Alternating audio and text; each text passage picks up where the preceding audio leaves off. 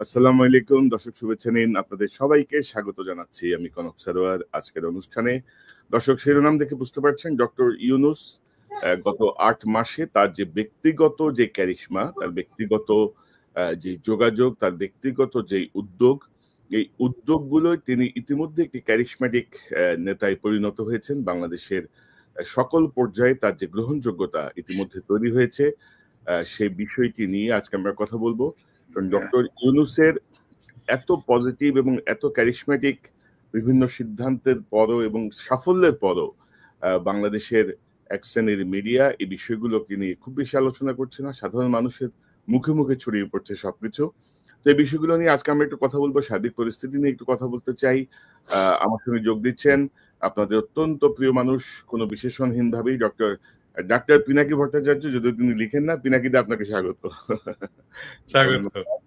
এবং আমার সঙ্গে যোগ দিচ্ছেন আপনাদের আরেক প্রিয় মানুষ ইলিয়াস হোসেন। ইলিয়াস, স্বাগত জানাচ্ছি আপনাকে। আসসালামু আলাইকুম। তো দাদা, আসলে এই ধরেন ডক্টর ইউনূসের যে ক্যারিশমা গত ৮ মাসে আমরা দেখছি আর কি, প্রত্যেকটা জায়গায় যে সাফল্য, এক সপ্তাহ মানে সর্বশেষ তো ধরেন এক সপ্তাহের মধ্যে চীনের প্রেসিডেন্ট, ভারতের প্রধানমন্ত্রী, সব মিলায় উনি তো মোটামুটি মেসাকার করে ফেলছে আর কি। সবাই বলতেছিল যে নরেন্দ্র মোদী হয়তো দূরে সরে যাবে, কথা বলবে না, গুরুত্ব দিবে না, আনইলেক্টেড ইত্যাদি ইত্যাদি অনেক রকমের প্রচারণা আমরা দেখলাম।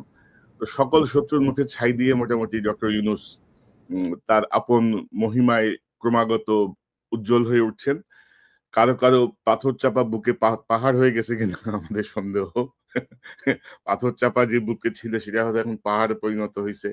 তো সবাই আসলে কিংকর্তব্য বিমূঢ় যে মানে সবাই ভাবছে আরে একটা ব্যাংকার, ইকোনমিস্ট, এত বয়স্ক একজন মানুষ কি আর করবে, মানে দেখি না কয়দিন কি হয়, দেখি না কি করে, এই করতে করতে কিন্তু ডক্টর ইউনূস সবাইকে টেক্কা দিয়ে দিয়েছেন।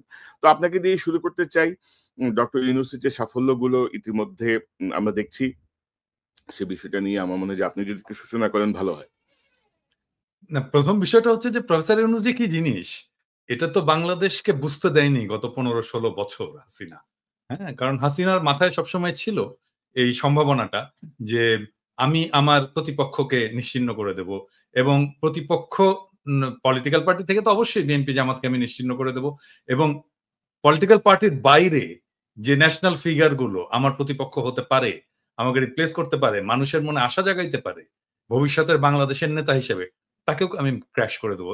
এর মধ্যে প্রফেসর ইউনূস ছিলেন, এবং প্রফেসর ইউনূসকে বাংলাদেশ কাজে লাগাতে পারেনি। টু টেল ইউ ফ্র্যাঙ্কলি, এটা একদমই পারেনি বাংলাদেশ কাজে লাগাতে। তাকে অন্য দেশ কাজে লাগাইছে, পৃথিবীর সব দেশ তাকে কাজে লাগাইছে, পৃথিবীর সব দেশে তার মেধা, দক্ষতা এটা কাজে লাগছে। পৃথিবীর সব দেশে সে সেলিব্রেটেড। এইরকম ফিগার বাংলাদেশের ইতিহাসে আগামী ৫০-১০০ বছরে আসবে কিনা এটা আমার সন্দেহ আছে। মানে আমি অবশ্য ভবিষ্যৎ নিয়ে এত বড় ইয়ে করতে চাই না, কারণ আমরা ডেফিনেটলি আমরা প্রত্যাশা করি যে প্রফেসর ইউনূসের যোগ্যতাকেও ছাড়িয়ে যাক আমাদের আগামী প্রজন্ম। কিন্তু আমরা তো ধরেন জিয়াউর রহমানের পরে এত বড় কারিশম্যাটিক লিডার আমরা বাংলাদেশে পাইনি আর। নট ইভেন শেখ মুজিবও এই লেভেলের কারিশম্যাটিক লিডার ছিল। তো এই জায়গাটা এসে উনি কাজ করার সুযোগ পাইছেন অনেক বেশি বয়সে। আমাদের সবার মনেই একটা আশঙ্কা ছিল যে এই বয়সে উনি কেমন সময় দিতে পারবেন, কেমন পারফর্ম করবেন, ওনার সেই উদ্যমটা আছে কিনা। কিন্তু এটাকেও উনি পিছনে ফেলে দিয়েছেন। উনি একেবারে তরুণদের মতোই একই গতিতে উনি দৌড়ে যাচ্ছেন, এবং মাত্র ৮ মাস। আজকের ভিডিওতে আমি বলছি যে প্রফেসর ইউনূস যেদিন ঈদের মাঠে হাত যারা ছুঁইতে পারছে তারা সবাই বলছে যে স্যার আর ৫ বছর। কেন সবাই এরকম আহ্বান জানাচ্ছে, আকুতি জানাচ্ছে? কারণ এই একটা মানুষ অনেক দিন পর মানুষকে মানুষের মর্যাদা দিতে পারছে। হ্যাঁ, এটাই ইম্পর্টেন্ট। হ্যাঁ, এটাই ইম্পর্টেন্ট। এবং এই জায়গাটায় যে প্রফেসর ইউনূস যে স্ট্যান্ডার্ড সেট করে দিয়ে যাচ্ছে আমাদের ভবিষ্যৎ রাষ্ট্রনেতাদের জন্য, ভবিষ্যৎ শাসকের জন্য, এই স্ট্যান্ডার্ডটা অ্যাচিভ করতেই হবে, এবং এটা খুবই ইম্পর্টেন্ট। স্যার যতদিনই থাকেন, স্যার সামনের ডিসেম্বরে ইলেকশন দিয়ে চলে যান বা সামনের জুনে ইলেকশন দিয়ে চলে যান, হোয়াট এভার, যে যতদিনই থাকেন উনি যে স্ট্যান্ডার্ডটা সেট করে দিয়ে যাচ্ছেন এটাই বাংলাদেশের শাসনের স্ট্যান্ডার্ড, এটাই বাংলাদেশের রাষ্ট্রনেতার স্ট্যান্ডার্ড হয়ে থাকবে। এবং এখানেই এই পুরনো রাজনীতিবিদদের আতঙ্ক, ভয় যে আমরা তো আসলে পারবো না এটা করতে, আমাদের এই মেধা, এই যোগ্যতা, এই ভিশন এটা তো নাই।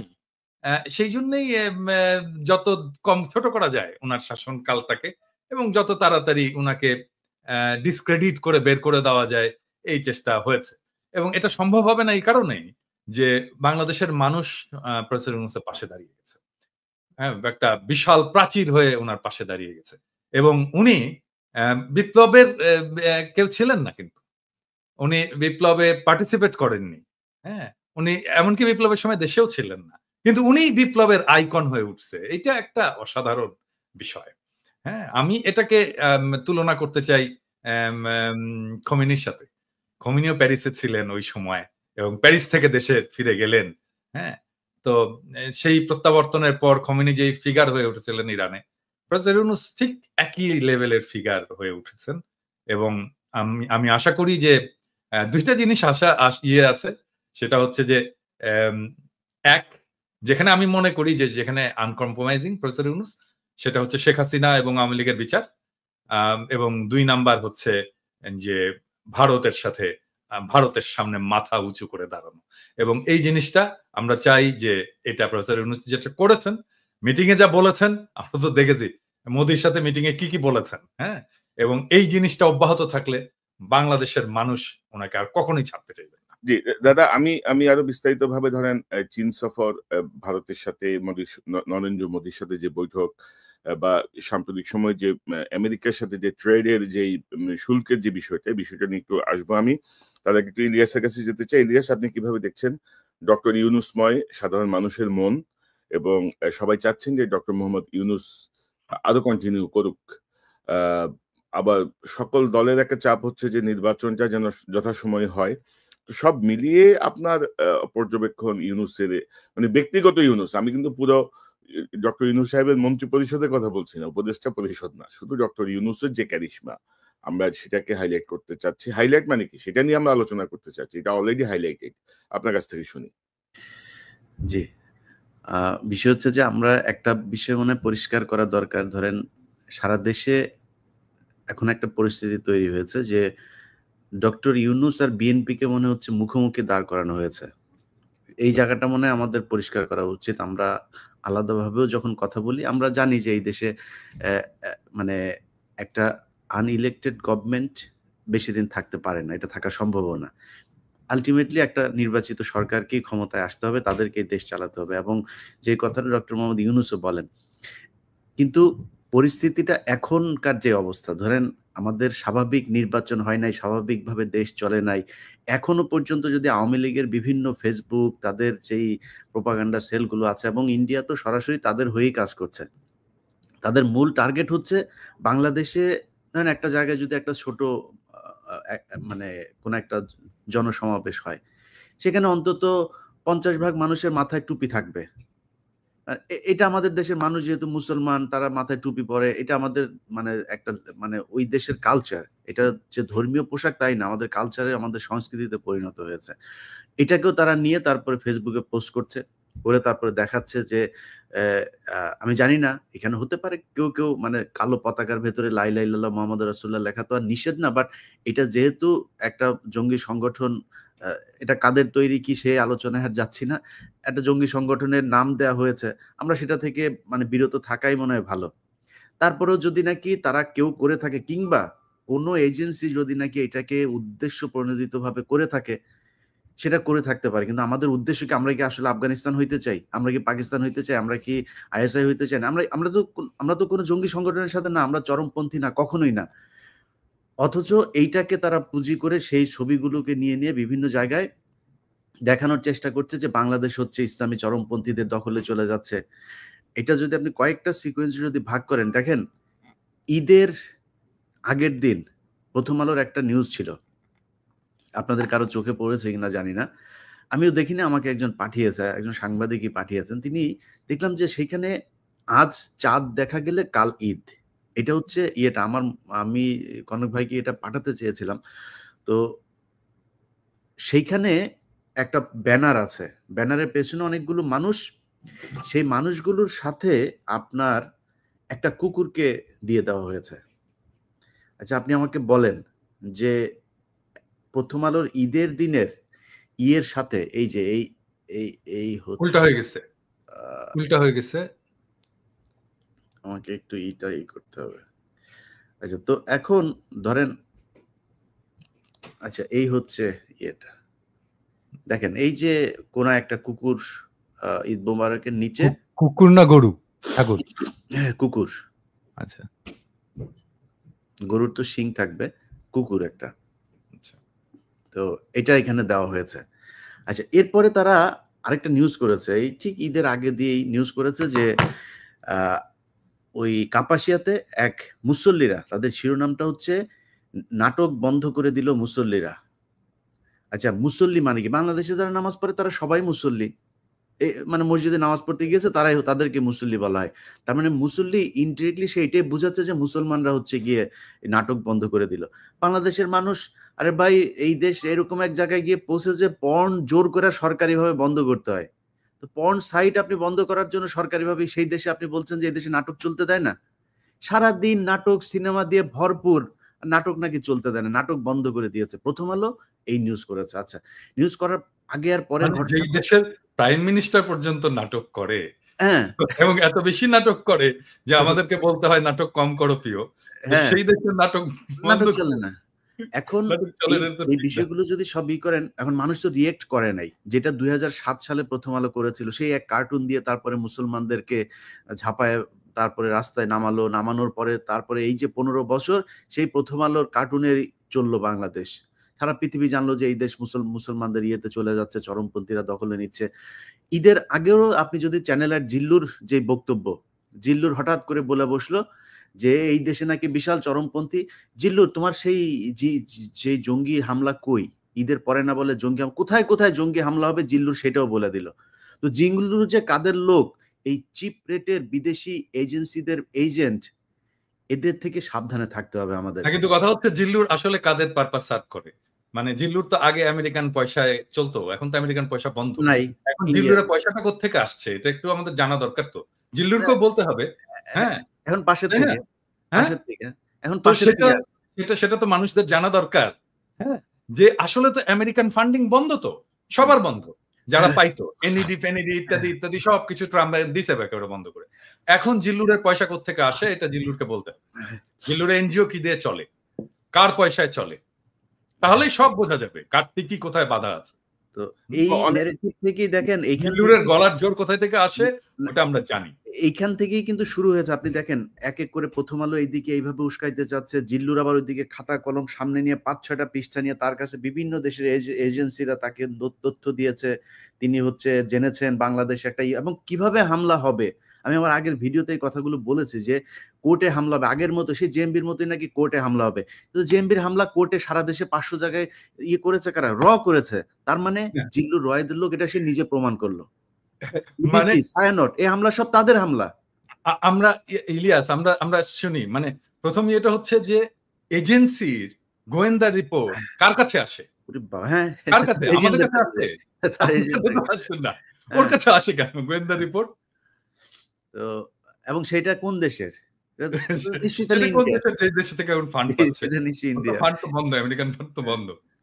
তো এই হচ্ছে অবস্থা। তারা যে চেষ্টাটা করেছিল সেটার কিছুটা প্রতিফলন আবার নিউ ইয়র্ক টাইমস তাদের নিউজ করেছে, বাংলাদেশে ইসলামপন্থীদের করেছে। বাংলাদেশ ইসলামপন্থীদেরই দেশ। এই দেশে ইসলামের পন্থীরা যা চায় সেইভাবেই চলবে। এটা তো খ্রিস্টানের দেশ না, এটা তো ইহুদির দেশ, এটা হিন্দুদের দেশ না, এই মুসলমানদের দেশ। তো মুসলমানরা যেমন চায় তেমনিই চলবে। আপনার কোন দেশ আছে যে যেখানে আপনি যদি গণতন্ত্র মানেন, মুসলমান যদি চায় যে আমার দেশ, আজকে তারা যদি বলে এই দেশ শরিয়ায় চলবে, এই দেশ না আমার ওপেন সেক্স কান্ট্রি হবে, সমস্যা কি? যা চায় তারা তাই হবে। তো যাই হোক, এই বিষয়গুলো নিয়ে তারা চাচ্ছে বিদেশিদের আবার ফের সে আগের মতো ইনভলভ করতে। এখন সমস্যাটা যেটা, সেটা হচ্ছে যেটা নিয়ে আমরা আজকে আলোচনা করছি, ডক্টর মোহাম্মদ ইউনূসের। ডক্টর মোহাম্মদ ইউনূস এই চীনের যেই সফরটা, শেখ হাসিনাকে ইন্ডিয়াতে গেলে কাদেরকে দিয়ে, বাইজি টাইজিদেরকে দিয়ে বরণ করতো আমরা দেখেছি, ঢোল তবলা দিয়ে তারপরে নেচে, এখানে শেখ হাসিনা নিজেও ডান্স করেছেন, এগুলো দিয়ে বরণ করতো। একটা ছোট্ট মন্ত্রীকে পর্যন্ত পাঠায় নাই, উপমন্ত্রী, মন্ত্রণালয়ের কর্মকর্তা, এদেরকে দিয়ে তাকে রিসিভ করাইতো। আমার বিশ্বাস করেন, মানে অন্তরটা একদম ভরে গিয়েছে যখন দেখলাম মোদি সহ পুরো ভেতরে থাকা লোকগুলো সব দাঁড়িয়ে গেল, ইউনূস ঢুকলো, মনে হলো আমেরিকার প্রেসিডেন্ট ঢুকলো অন্যান্য কয়েক দেশের, তাও সেই মানে বড় কোনো দেশ না, ওই D8 ওই টাইপের দেশ না, মনে হলো যেন এই আসিয়ান টাসিয়ান এই টাইপের কোনো সংস্থার ভেতরে আমেরিকান প্রেসিডেন্ট এসছে, তিনি আসার পরে সব দাঁড়ায় গেল, এরকম ভাবে তাকে সম্মাননা দেওয়া হলো।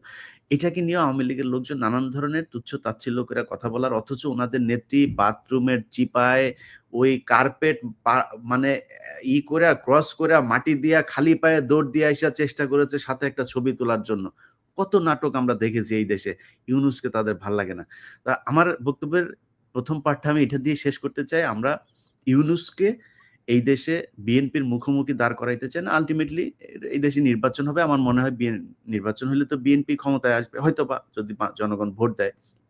কিন্তু এই মুহূর্তটা আমার মনে হয় ইউনূসকে দরকার, কারণ দেশের একটা স্টেবল পরিস্থিতিতে যাওয়া পর্যন্ত এই জঙ্গি নাটক টাটক এইসব, এই অর্থনৈতিক যে একটা মন্দা চলছে, এগুলো থেকে বের হওয়ার জন্য ইউনূসকে দরকার। এবং আমার ব্যক্তিগত মতামত, আমি মনে করি বিএনপি যদি ক্ষমতায় আসেও, যদি ইউনূস রাজি থাকে, ওনাকে প্রেসিডেন্ট বা কোনো একটা পদ তৈরি করে তারপর রাখা উচিত, যেটা একটা মেন্টর হিসাবে কাজ করবে, মানে সর্বোচ্চ সম্মানের একটা জায়গায় থাকবে।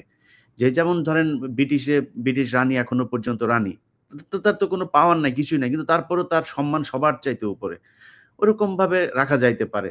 এটাতে আমাদের আন্তর্জাতিকভাবে ইউনূসকে যেই অবজ্ঞা করা হয়েছে, তাকে আমরা এতদিন ধরে, যেটা দাদা বলেন, কাজে লাগাইতে পারি নাই, আমরা মনে হয় তাকে পুরোপুরি কাজে লাগাইতে পারি। আর এই ডক্টর কনক সারোয়ার, পিনাকি ভট্টাচার্য কিংবা ইলিয়াস এই 5 বছর ধরে এই সোশ্যাল মিডিয়াতে আছে, যেহেতু এখনো বিক্রি হয় নাই, নতুন করে বিক্রি হওয়ার কিছু নাই। ইলিয়াস, আমি অন্য প্রসঙ্গে যাওয়ার আগে আপনি যে কথাটা বললেন, অনেকে দর্শকদের অনেক স্মৃতি থেকে ছুটে গেছে, এটা দেখতেছে আমার কাছে এখানে আছে, যে শেখ হাসিনার এই যে ঘাটের উপর দিয়ে হেঁটে যে বাইডেনের কাছে যাওয়ার এই যে মনোযোগ আকর্ষণের যে চেষ্টা, হ্যাঁ, এইটা এই দর্শকদেরকে একটু আবার দেখাই দিলাম আর কি, যে তাদের প্রিয় নেত্রী হাসিনা, আওয়ামী লীগের প্রিয় নেত্রী কি না করছে ক্ষমতায় টিকে থাকার জন্য, তাই না, মনোযোগ আকর্ষণের জন্য নানাভাবে আর কি। তো তো দাদা, এই যে আমরা তো আপনার কাছ থেকে একটু জানি যে সাম্প্রতিক সময়ে কিন্তু এই যে মার্কিন যুক্তরাষ্ট্রের যে ট্যারিফ শুল্ক, এটা কিন্তু আমার মনে হয় যে আমি নন টেকনিক্যাল পার্সন, কিন্তু এট এ গ্ল্যান্স আমার দেখে মনে হয়েছে যে এটা সমাধান করা খুব বেশি কঠিন কিছু না। অলরেডি তারা মিটিং করেছেন এবং সিদ্ধান্ত নিয়েছেন, বেশ কিছু ইফেক্টিভ সিদ্ধান্ত আমার মনে হয়। কারণ প্রেসিডেন্ট ট্রাম্প কিন্তু যেই দেশ যত শুল্ক নিচ্ছে তার 50% তাদের উপর ইম্পোজ করে দিছে। তো আমার মনে হয় যে এটা সমাধান করা বাংলাদেশের জন্য খুব কঠিন কিছু হবে না। তো সার্বিকভাবে আপনি চীন সফর, ইন্ডিয়ার প্রাইম মিনিস্টারের সঙ্গে বৈঠক এবং এই যে ট্যারিফ, এটা নিয়ে যদি একটু সংক্ষেপে যদি আপনার বিষয়টা বলেন, দর্শকদের জন্য একটু বুঝতে সুবিধা হবে যে আপনার আমরা অনেকদিন আগে থেকেই বলে আসতেছি যে গ্লোবাল ইকোনমির সেন্টারটা শিফট হয়ে যাবে চায়নাতে, মানে আমাদের অঞ্চলে, এবং আমাদের প্রক্সিমিটির কারণে চায়নার এই গ্রোথ এবং এই গ্লোবাল ইকোনমির লিডারশিপের সুবিধা নিয়ে আমরা আমাদের অর্থনীতিকে নতুন করে গড়ে তুলতে পারি এবং আমরা চীনের সাথে সাথে আমাদের গ্রোথটাকে অ্যাডভান্স করতে পারি। সেজন্য চীনের সাথে আমাদের খুবই ভালো একটা সম্পর্ক, অর্থনৈতিক, রাজনৈতিক, বাণিজ্যিক সম্পর্ক, সামাজিক সম্পর্ক এবং পিপল টু পিপল যে সম্পর্ক, সেটাকে আমরা গড়ে তুলতে পারি। এবং সেই জন্য আমি বাংলাদেশের তরুণদেরকে আজ থেকেই বলি যে, যেমন ধরেন আমাদের আগের জেনারেশন যেটা ভুল করেছে আর কি, সেটা হচ্ছে ইংরেজি না জানা। ইংরেজি থেকে দূরে থাকার কারণে আমরা গ্লোবাল কমিউনিটির সাথে সেভাবে মিশতে পারিনি। এবং এখন যে সুযোগটা আসছে, আমাদের চাইনিজ জানতে হবে। মানে আমাদের না জানলেও চলবে চাইনিজ, কিন্তু আমাদের পরের যারা প্রজন্ম তাদেরকে চাইনিজ জানতে হবে, ম্যান্ডারিন জানতে হবে, ভালো চাইনিজ জানতে হবে, যদি আমাদের সত্যিকার অর্থেই এই ইকোনমিক গ্রোথের সাথে আমাদেরকে এক পার যেতে হয়। এটা হচ্ছে নাম্বার 1 ইস্যু। নাম্বার 2 ইস্যু হচ্ছে যে পৃথিবী আর আগের হিসাবে তো আর চলবে না। মানে ধরেন এই 70 দশকের আগের হিসাবে চলবে না। এখন গ্লোবাল ইকোনমি এবং পলিটিক্স এর সেন্টার অনেকগুলো জায়গায় হবে। আমেরিকার অর্থনৈতিক কর্তৃত্ব কমবে, কিন্তু স্টিল তার পলিটিক্যাল কর্তৃত্বটা থাকবে গ্লোবালি।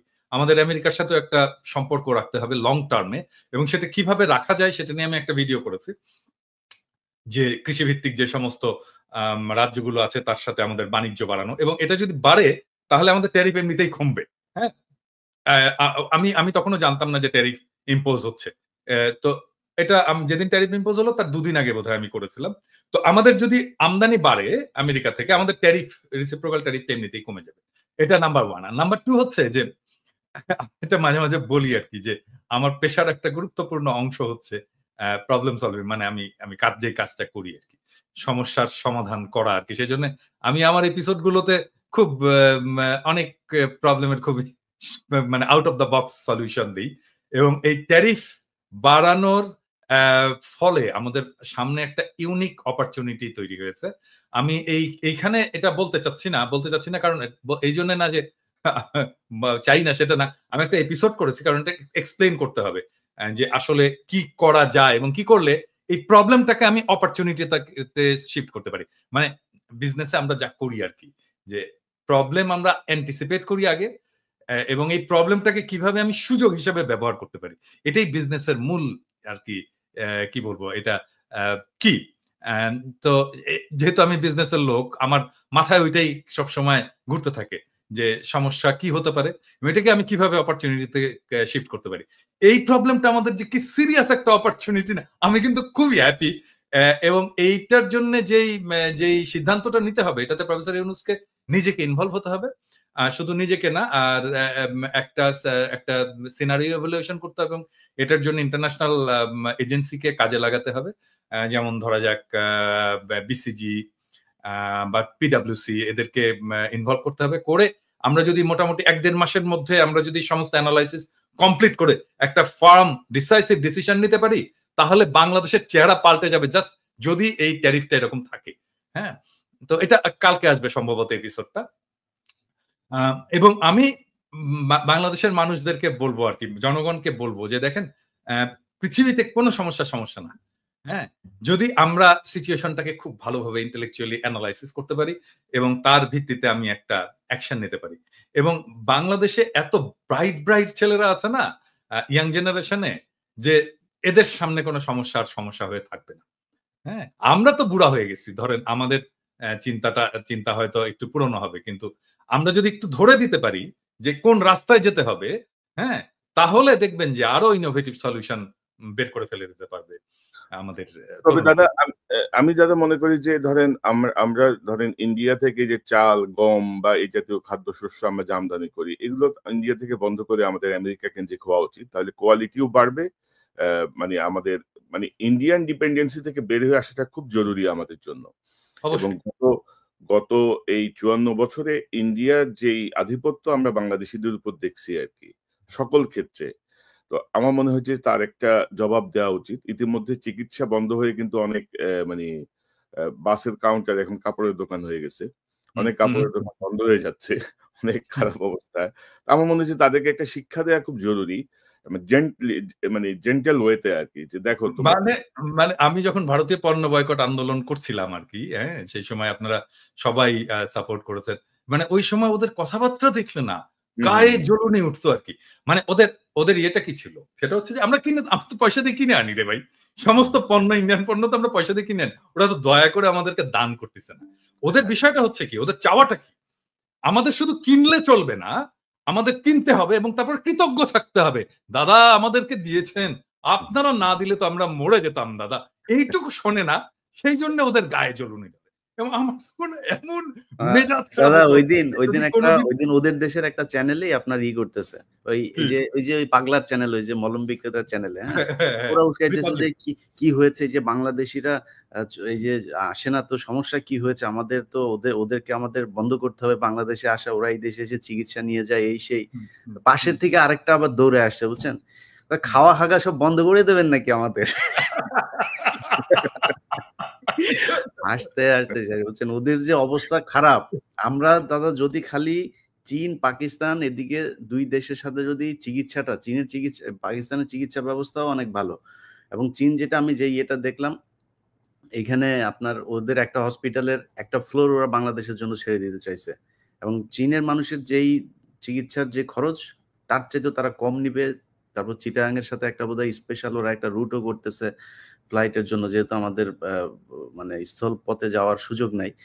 এবং সেটা খুব চিপ রেটে করার জন্য এই মুহূর্তে বাংলাদেশের সাথে চীনের যে বিমানের টিকিট ভাড়া বোধহয় একটু বেশি, এটা চিপ করার জন্য ওরা একটা কাজ করতেছে। অনেকগুলো কাজ করে আসে এবং স্টুডেন্টদেরকে ওইখানে পাঠানোর জন্য আরো বেশি আমি মনে করি টেকনোলজিতে করার জন্য ওদের যেই এখানে হার্ভার্ড যা যা আছে MIT এদের চাইতেও আমার মনে হয় অনেক বেশি আপনার কি বলে চীনের ওদের ইউনিভার্সিটির মান কোনো অংশে কমা না, তো সেখানে পাঠানো যাইতে পারে। মানে ইলিয়াস ধরেন যে মানে ইন্ডিয়ান দাসত্বের চেয়ে আমি মনে করি যে চীনের সাথে বন্ধুত্ব বা আমেরিকার সাথে বন্ধুত্ব অনেক বেশি গুরুত্বপূর্ণ হবে বাংলাদেশের জন্য। এবং আমরা যে চিকিৎসার জায়গাটা যেহেতু তারা জোর করে আমাদের চিকিৎসার যে অধিকার, এটা তো বিশ্বব্যাপী মানবাধিকারের অন্যতম একটা অংশ বিষয়, তাই না?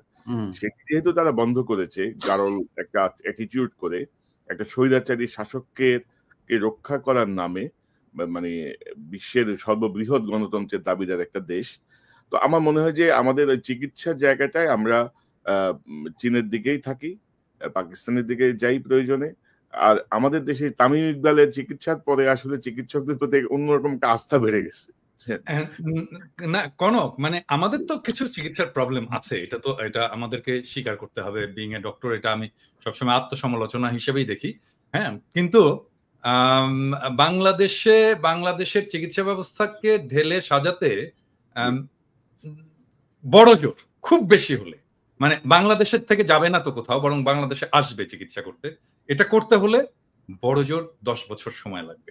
মানে ধরেন আমি যদি দেশে যাই 10 বছর যদি কাজ করতে, সরকারে থাকতে হবে না, সরকারে থাকার দরকার নাই, সরকারের বাইরে থেকে যদি আমি 10 বছর কাজ করতে পারি না, বাংলাদেশের হেলথ সিস্টেম একদম পুরো পাল্টায় দেওয়া সম্ভব। হ্যাঁ, এবং বাংলাদেশে মানুষজন বাইরে থেকে চিকিৎসা করতে আসবে। সমস্যাটা কোথায় হয় আসলে, মানে আমি বলি, মানে বিং এ ডক্টর, আমি আসলে এই জায়গাটা ডাক্তারদেরকেও আমি বলবো এটাকে করার জন্য, এটাকে হৃদয়ের সাথে উপলব্ধি করার জন্য। হ্যাঁ, একজন মানুষ যখন চিকিৎসকের কাছে আসে, সে ভয়ানক অসহায় হয়ে আসে, এবং এই সময় সে চায় চিকিৎসক আমার কথা শুনবে। অনেক কথা আছে যেটা বলে, যেটা হয়তো শোনার দরকার নাই আমার, অ্যাজ এ ডক্টর আমার হয়তো শোনার দরকার নাই, প্রাসঙ্গিক না, কিন্তু সে কথা বলতে চায়, শোনাতে চায়। হ্যাঁ, এই কথাটা শুনতে হবে, সময় গেলেও শুনতে হবে। হ্যাঁ, এবং আমি প্র্যাকটিস করি না, কিন্তু আমি যদি প্র্যাকটিস করতাম তাহলে আমি কি করতাম? আমি পেশেন্টের সব কথা বলা শেষ হয়ে গেলেও আমি বলতাম, আর কোনো সমস্যা আছে? আর কিছু বলবেন? আর কিছু? হ্যাঁ, এইরকম করে আমি শুনে নিতাম একদম শেষ পর্যায় পর্যন্ত। এবং পেশেন্টের কথা যদি শোনা যেত সমস্ত, তাহলেই দেখতেন যে আমাদের রোগীরা স্যাটিসফাইড হয়ে যেত। এটা একটা বিষয়। আর 2 নাম্বার হচ্ছে যে আমাদের হেলথের মধ্যে কিছু মাফিয়া ঢুকেছে। হ্যাঁ, মাফিয়া এটা সব ব্যাপারে, যেমন হসপিটাল মাফিয়া হয়েছে, তারপরে ফার্মাসিউটিক্যালস এ মাফিয়া হয়েছে, হেলথ ইকুইপমেন্টস এ মাফিয়া হয়েছে। আমি একটা এক্সাম্পল দিই আপনাদেরকে। ধরেন বাংলাদেশে আপনি একটা পেসমেকার বসাবেন আপনার বুকে। আপনি পেসমেকার বাংলাদেশে তো হয় না, এটা কিনে আনতে হয়, বাইরে থেকে ইম্পোর্ট করতে হয়। তো আপনার বুকে যে পেসমেকারটা বসানো হবে, আপনি ধরে নিতে পারেন যে 90% ক্ষেত্রে ওই পেসমেকারটার যা দাম, আমি এখন জানি না কত দাম, ধরেন এটার দাম ধরেন 3 থেকে 4 লক্ষ টাকা। এই 4 লক্ষ টাকা যদি দাম হয়, তাহলে ডাক্তার সাহেব ওইখান থেকে 70 থেকে 80 হাজার টাকা কমিশন পাবে। হ্যাঁ, আমার সাথে চ্যালেঞ্জ করতে এসেন না ডাক্তার সাহেবেরা এবং ডিভাইস কোম্পানিরা, চ্যালেঞ্জ করতে এসেন না, আমি একেবারে খাইয়া দেব কিন্তু। হ্যাঁ, তো তাহলে এই যে 70 হাজার টাকা গেল, এই টাকাটা তো পেশেন্টের পকেট থেকে গেল, এবং এটা তো ডাক্তারের দরকার ছিল না, কারণ ডাক্তার তো ডিভাইসের মালিক না, ডিভাইসের মালিক তো ডিভাইস কোম্পানি, ডিভাইসের একটা দাম আছে, তৈরি হয়েছে, এবং এই দামটা আমি পেশেন্টের পকেট থেকে বের করে আমি ডাক্তারকে দিয়ে দিলাম। এবং এই জন্যই বাংলাদেশের চিকিৎসা খরচটা স্কাই রকেট হয়ে গেছে। হ্যাঁ, শুধু তাই না, মানে হসপিটালে যদি আইসিইউ এ, ইন্টেনসিভ কেয়ার ইউনিটে কোনো পেশেন্টকে কোনো ডাক্তার রেফার করে, সেই ডাক্তার ওই বেডের একটা ভাড়ার অংশ পায়। হ্যাঁ, সেই জন্য ইন্টেনসিভ কেয়ার ইউনিটে যখন পেশেন্ট থাকে, বিশাল একটা বিলের বোঝা তার কাঁধে চাপে। সো এই যে হেলথ মাফিয়া যেভাবে ধরেছে বাংলাদেশের হেলথ সেক্টর, এইটা থেকে মুক্ত করার জন্য একটা খুব স্ট্রং অ্যাক্টিভিজম দরকার, স্ট্রং পার্সোনালিটি দরকার, যাকে আসলে খাইয়া দিতে পারবে না এই মাফিয়া ইন্ডাস্ট্রি। হ্যাঁ, দাদা সেজন্য আরেকটা বিষয় জাস্ট দেশে আমি ফিরে গেলে আর কি। হ্যাঁ, মানে আমার সামনে এসে হয়তো মাস্তানি করতে পারবে না আর কি। আই বিলিভ যে এই মাফিয়া গ্রুপ এবং এটাকে বন্ধ করতে না পারলে আপনি এই হেলথে রিফর্ম করতে পারবেন। মাফিয়াদেরকে বন্ধ করতে হবে, মাফিয়াদেরকে খাইয়া দিতে হবে, মাফিয়াদেরকে খাইয়া দেওয়ার মতো ক্ষমতা বান কাউকে এটাকে ড্রাইভ করতে হবে। হ্যাঁ, সেটা যেই করুক। হ্যাঁ, সেটা আমি তাকে সাপোর্ট দেই বা আমরা সবাই মিলে তাকে সাপোর্ট দেই বা সে নিজেই এটাকে ড্রাইভ করবে। দাদা আরেকটা বিষয় আমি জাস্ট আপনার সঙ্গে যোগ করি, ধরেন মেডিকেল রিপ্রেজেন্টেটিভ মানে যে পরিমাণ ঘুষ দেয় ডাক্তারদেরকে, গাড়ি বাড়ি থেকে শুরু করে মানে চেম্বার সাজায় দেওয়া পর্যন্ত, এবং ভালো ওষুধ কিন্তু বাংলাদেশে তৈরি হয়, খুবই ভালো মানের ওষুধ, আন্তর্জাতিক মানের ওষুধ কিন্তু বাংলাদেশ ম্যানুফ্যাকচার করে, কিন্তু এমাজা যে ডাক্তারকে ঘুষ দিয়ে মানে তার কোম্পানির ওষুধ লিখতে বাধ্য করে, মানে এই যে অনৈতিক যে কাজগুলো, আমার তো মনে হয় যে খুব রিসেন্ট যদি ধরেন এই কমিশন বাণিজ্য আর এমআরদের এই অ্যাক্টিভিটি বন্ধ করা যায়, চিকিৎসা ব্যবস্থায় ধরেন 50% একটা ডেভেলপমেন্ট আমরা দেখতে পাবো। এটা হচ্ছে কি, এটা সামগ্রিক মেধাহীনতার বিষয়। মানে আমিও তো এখানে ফার্মাসিউটিক্যাল কোম্পানিতে কাজ করি, তাই না? মানে আমাদেরকেও ডাক্তারদের কাছে যেতে হয়, আমাদেরও রিপ্রেজেন্টেটিভরা ডাক্তারদের কাছে যায় এবং এখানে যে ধরনের রুলস এবং রেগুলেশন আছে, মানে অনেক ডাক্তার ধরেন আমার সাথে মিট করলেন, হ্যাঁ, কথা বলবেন বা বললেন যে তোমার সাথে এই টাইমে আমি মিট করি, আমাকে অফিস থেকে রেঞ্জ দেওয়া আছে আমি ঠিক কত টাকা খরচা করতে পারবো ওনাকে চা কফি খাওয়ানোর জন্য, হ্যাঁ, বা আমি ওনাকে কি গিফট দিতে পারবো, এটা টাকায় অঙ্কে ইয়ে করা আছে এবং আমাকে এটা এসে ডিক্লেয়ার করতে হয় যে আমি এটা দিয়েছি ওনাকে, আমি ওনাকে এই রেস্টুরেন্টে খাইয়েছি, এই যে এত বিল, এবং এটার দাম জানেন, আমি ইয়ে বলি দুজনকেই বলি আর কি, মানে এটা লাঞ্চ যদি করাতে হয় তাহলে এটা 18 ইউরোর বেশি না। 18 ইউরোতে লাঞ্চ হয় কোনো ইউরোপে? হয় না তো, ভালো লাঞ্চ তো হয় না, তাই না? মানে আদতে আসলে আমরা কিছু করতে পারি না। আমরা এই দেশের ডাক্তারদেরকে গিফট, স্যাম্পল, এইটা সেটা এগুলো আমরা দিতেই পারি না। আমাদেরকে করতে হয়, আমাদের ইন্টেলেকচুয়াল কাজ করতে হয়, আমাদের রিসার্চ করতে হয়, রিসার্চ ডেটা দেখাইতে হয়, এটা দেখায় কনভিন্স করতে হয়, হ্যাঁ, অন্য কিছু করার এখানে সুযোগ নাই। ওই সিস্টেমটা বাংলাদেশে ইমপ্লিমেন্ট করা সম্ভব এবং যেহেতু এটা করতে পারছে না বাংলাদেশে ফার্মাসিউটিক্যাল কোম্পানিগুলো, সেই জন্য তারা ডাক্তারকে যে টাকা দেয়, মাসোহারা দেয়, মানে মাসে মাসে খাম দেয়, হ্যাঁ, এরকম এটা কিরকম জানেন, মানে এটা বলি না, এটা যারা শুরু করেছে, যারা এটা ইয়ে করেছে, এইরকম একটা কোম্পানির একজন সেলস ম্যানেজার আমার কোম্পানিতে চাকরি শুরু করলো আর কি, হ্যাঁ, তো আমি তাকে জিজ্ঞেস করলাম যে এই যে আপনারা যে টাকা পয়সা দিতেন এটা কিভাবে, তো খুব লজ্জা পাচ্ছে যে স্যার এইটা আর বললেন না স্যার, এটা যে কিভাবে করতাম, অনেক পায়াস ডাক্তার ছিলেন, টাকাটা নিতে চাইতেন না। তখন আমরা একটা টেকনিক করতাম। কি টেকনিকটা হচ্ছে আমি যে বলতাম, ডাক্তার সাহেব এটা তো আপনার কাছে আসতোই, হ্যাঁ, ডায়াগনস্টিকেরও কিন্তু একই জিনিস, ডায়াগনস্টিক যে টেস্ট হয় সেটারও একই জিনিস, ডাক্তার সাহেব এটা তো আপনার কাছে আসতোই, হ্যাঁ, এটা আমার কাছে এসছে থাকবে, হ্যাঁ, এটা কাজ করি ডাক্তার সাহেব, আপনি একটা এতিমখানায় দিয়ে দেন, আপনার হয়ে আমরা দিয়ে আসবো ওখানে, হ্যাঁ। তো এরকম 3-4 মাস চলতো আর কি। ডাক্তার সাহেব এতিমখানায় দিয়েছে এই যে রশিদ, ডাক্তার সাহেব এতিমখানায় দিয়েছে এই যে রশিদ, ডাক্তার সাহেব এতিমখানায় দিয়েছে এই যে রশিদ, ওনারা খুব খুশি। চতুর্থ মাসে এসে বলতো ডাক্তার সাহেব আপনি দিয়ে দিন এই যে রাখেন, বুঝতে পারছেন? মানে এই যে শিফট, এই যে আস্তে আস্তে আস্তে আস্তে আস্তে আস্তে তাকে সেন্সিটাইজ করে শিফট করে তাকে করাপ্ট করে ফেলা, এই করাপ্ট প্র্যাকটিসের মধ্যে ঢুকিয়ে ফেলা, এটা করেছে বাংলাদেশের ইন্ডাস্ট্রি, এই হেলথ ইন্ডাস্ট্রি। এবং আপনি তো দাদা ওইটা তো জানেন না, এখন চিকিৎসকদের প্রেসক্রিপশন ছাপায় দেয় এমআর মানে ওষুধ কোম্পানিগুলা, এবং যেটা নিচে এরকম একটা কার্বন পেপার থাকে, কি প্রেসক্রিপশন লেখা হচ্ছে ওইটা শেষ হওয়ার পরে জমা দিতে হয়।